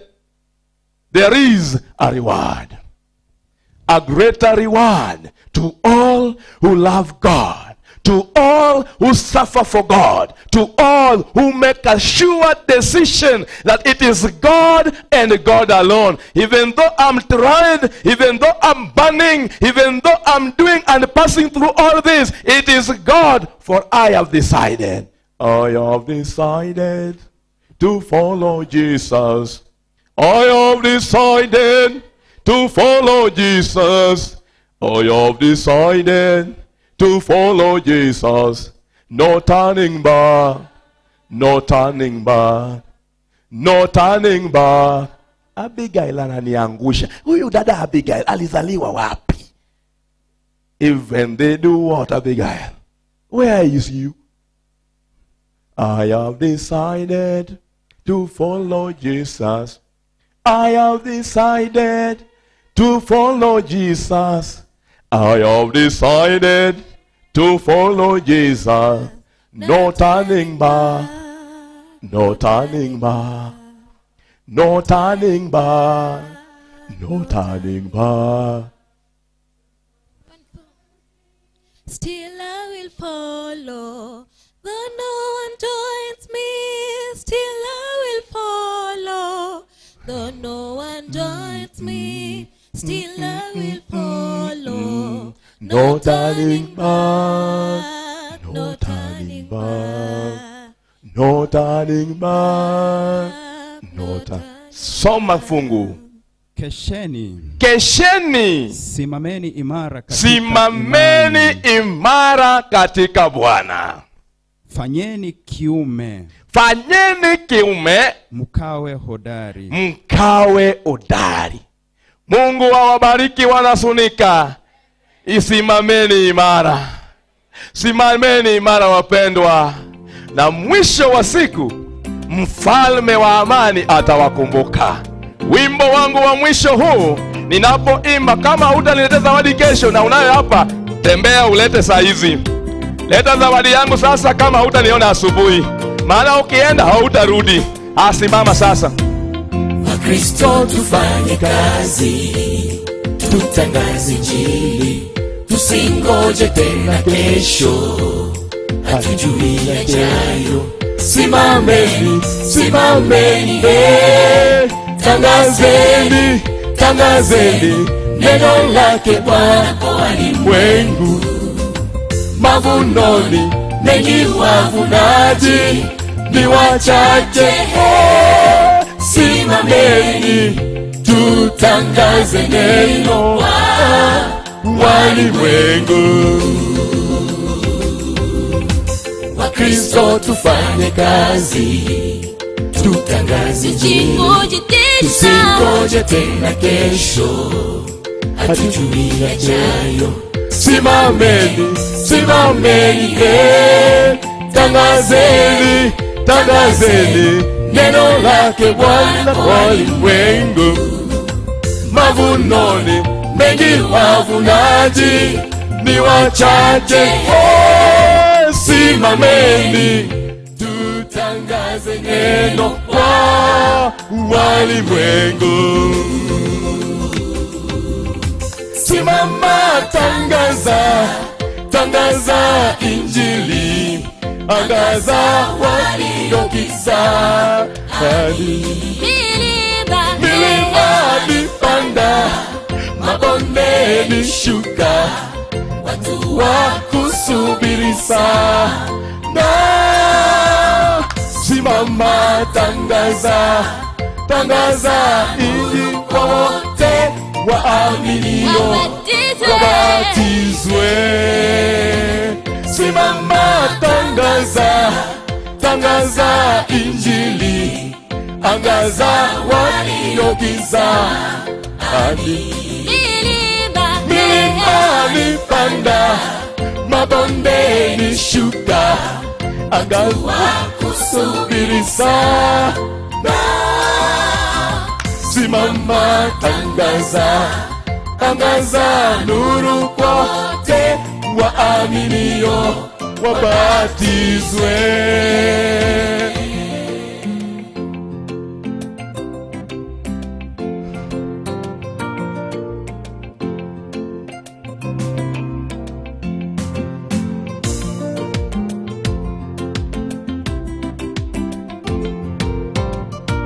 Yes choir, panga line pale. Mnakuja mnalifuata hapa. Neno la Bwana hilo kwa walimwengu watambue kama sisi hatua duniani. Karibuni Bwana atashuka na malaika, tarumbeta zikipigwa, haleluya Bwana. Watakao shida watapewa taji zao na kuvaa utu wa kutokufa milele zote. Tangaza neno la Bwana hilo kwa walimwengu watambue kama sisi hatua duniani. Karibuni Bwana atashuka na malaika, tarumbeta zikipigwa, haleluya Bwana. Watakao shinda watapewa taji zao na kuvaa atembea wa kutokufa milele zote. Simama tangaza, tangaza injili, angaza walio gizani. Yona zawadi yangu, milimani panda, mabondeni shuka, angaza kusubiri sana. Simama tangaza, tangaza nuru kwa wote waaminio wabatizwe. Simama tangaza, tangaza injili, angaza walio gizani. Milimani panda, mabondeni shuka, watu wa kusubiri sana. Simama tangaza, tangaza nuru kwa wote waaminio wabatizwe. Simama tangaza injili, watakao amini wabatizwe. Amen. Mungu awabariki. Amen. Weka tu zawadi hapo, wao wakiimba kwaya ile tunaisubiria nyuma yenu. Masi kwaya, guest kwaya kwa haraka wakiwa stanza ya mwisho. Chorus ya mwisho, Suneka Central muko hapa. Mnakuja na hiyo beat yao hapa na ninyi muanze. Mkimaliza huo wimbo, mchungaji ataomba maombi ya kufunga mkutano rasmi. Bali mwakosoka vumilia kidogo tu, tunaombewa baraka za mwisho. Ni heri utoke hapa na baraka za mwisho kabisa. Kwa hivyo vumilia.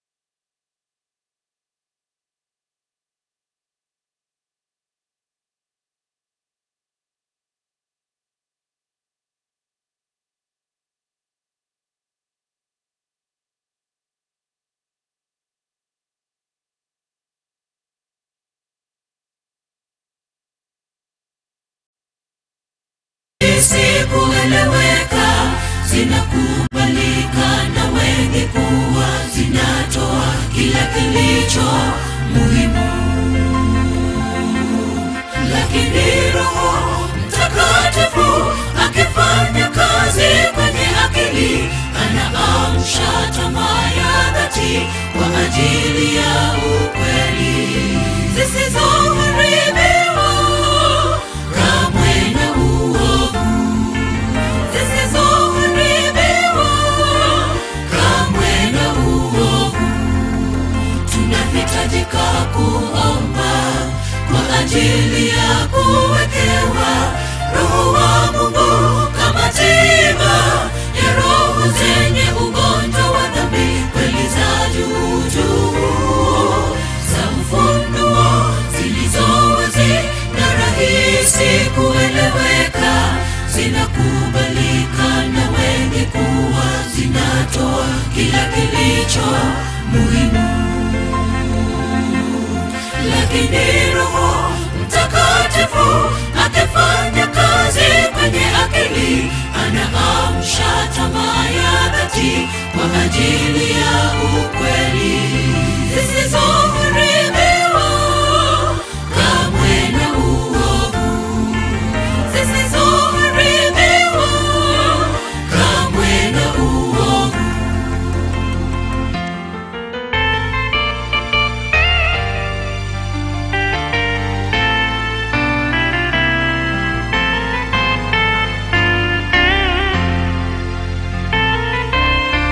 Tunahitajika kuhisi nguvu ya kuokoa na neema ya Mungu, na kuwasihi wote ambao wamefungwa mioyo yao dhidi ya Roho wa Mungu, wafungue mioyo waombe kwa dhati, kwani tusiiname mbele ya kiti cha neema yake, huku tukiomba kwamba Roho wa Mungu apate kumwagwa juu yetu kama ilivyokuwa na mitume. Tunahitajika kuomba kwa ajili ya kuwekewa Roho wa Mungu kama tiba ya roho zenye ugonjwa wa dhambi, kweli za juu za ufunuo zilizo wazi na rahisi kueleweka, zinakubalika na wengi kuwa zinatoa kila kilicho muhimu. Lakini Roho Mtakatifu akifanya kazi kwenye akili, anaamsha tamaa ya dhati kwa ajili ya ukweli zisizoharibiwa kamwe na uovu, zisizoharibiwa kamwe na uovu. Tunahitajika kuomba kwa ajili ya kuwekewa Roho wa Mungu kama tiba ya roho zenye ugonjwa wa dhambi, kweli za juu za ufunuo zilizo wazi na rahisi kueleweka, zinakubalika na wengi kuwa zinatoa kila kilicho muhimu. Lakini Roho Mtakatifu akifanya kazi kwenye akili, anaamsha tamaa ya dhati kwa ajili ya ukweli zisizoharibiwa kamwe na uovu, zisizoharibiwa kamwe na uovu.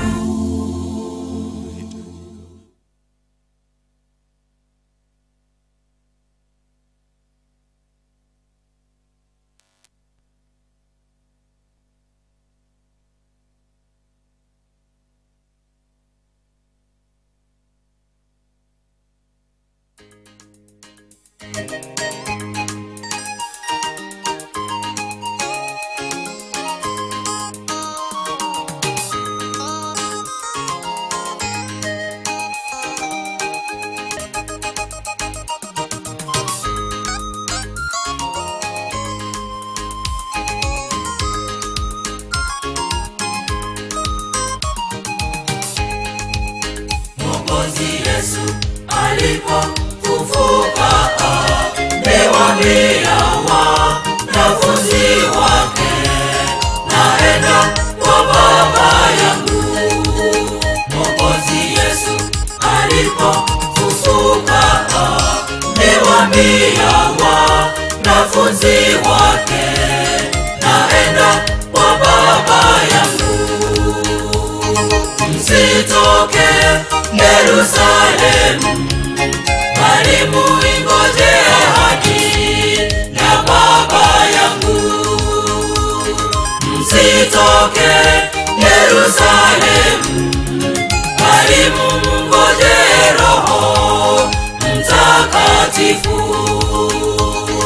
Msitoke Yerusalemu, bali muingoje ahadi na Baba yangu. Msitoke Yerusalemu, bali mungoje Roho Mtakatifu. Walipomtazama akainuliwa juu, wingu likampokea, akaenda mbinguni. Walipomtazama akainuliwa juu, wingu likampokea,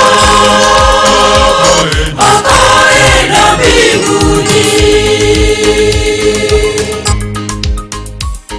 Jinsi Yesu alivyoenda, ndivyo hivyo ye atarudi. Jinsi Yesu alivyoenda, ndivyo hivyo ye atarudi. Ni safari ya tumaini, msifadhaike mioyoni. Ni safari ya tumaini, msifadhaike mioyoni.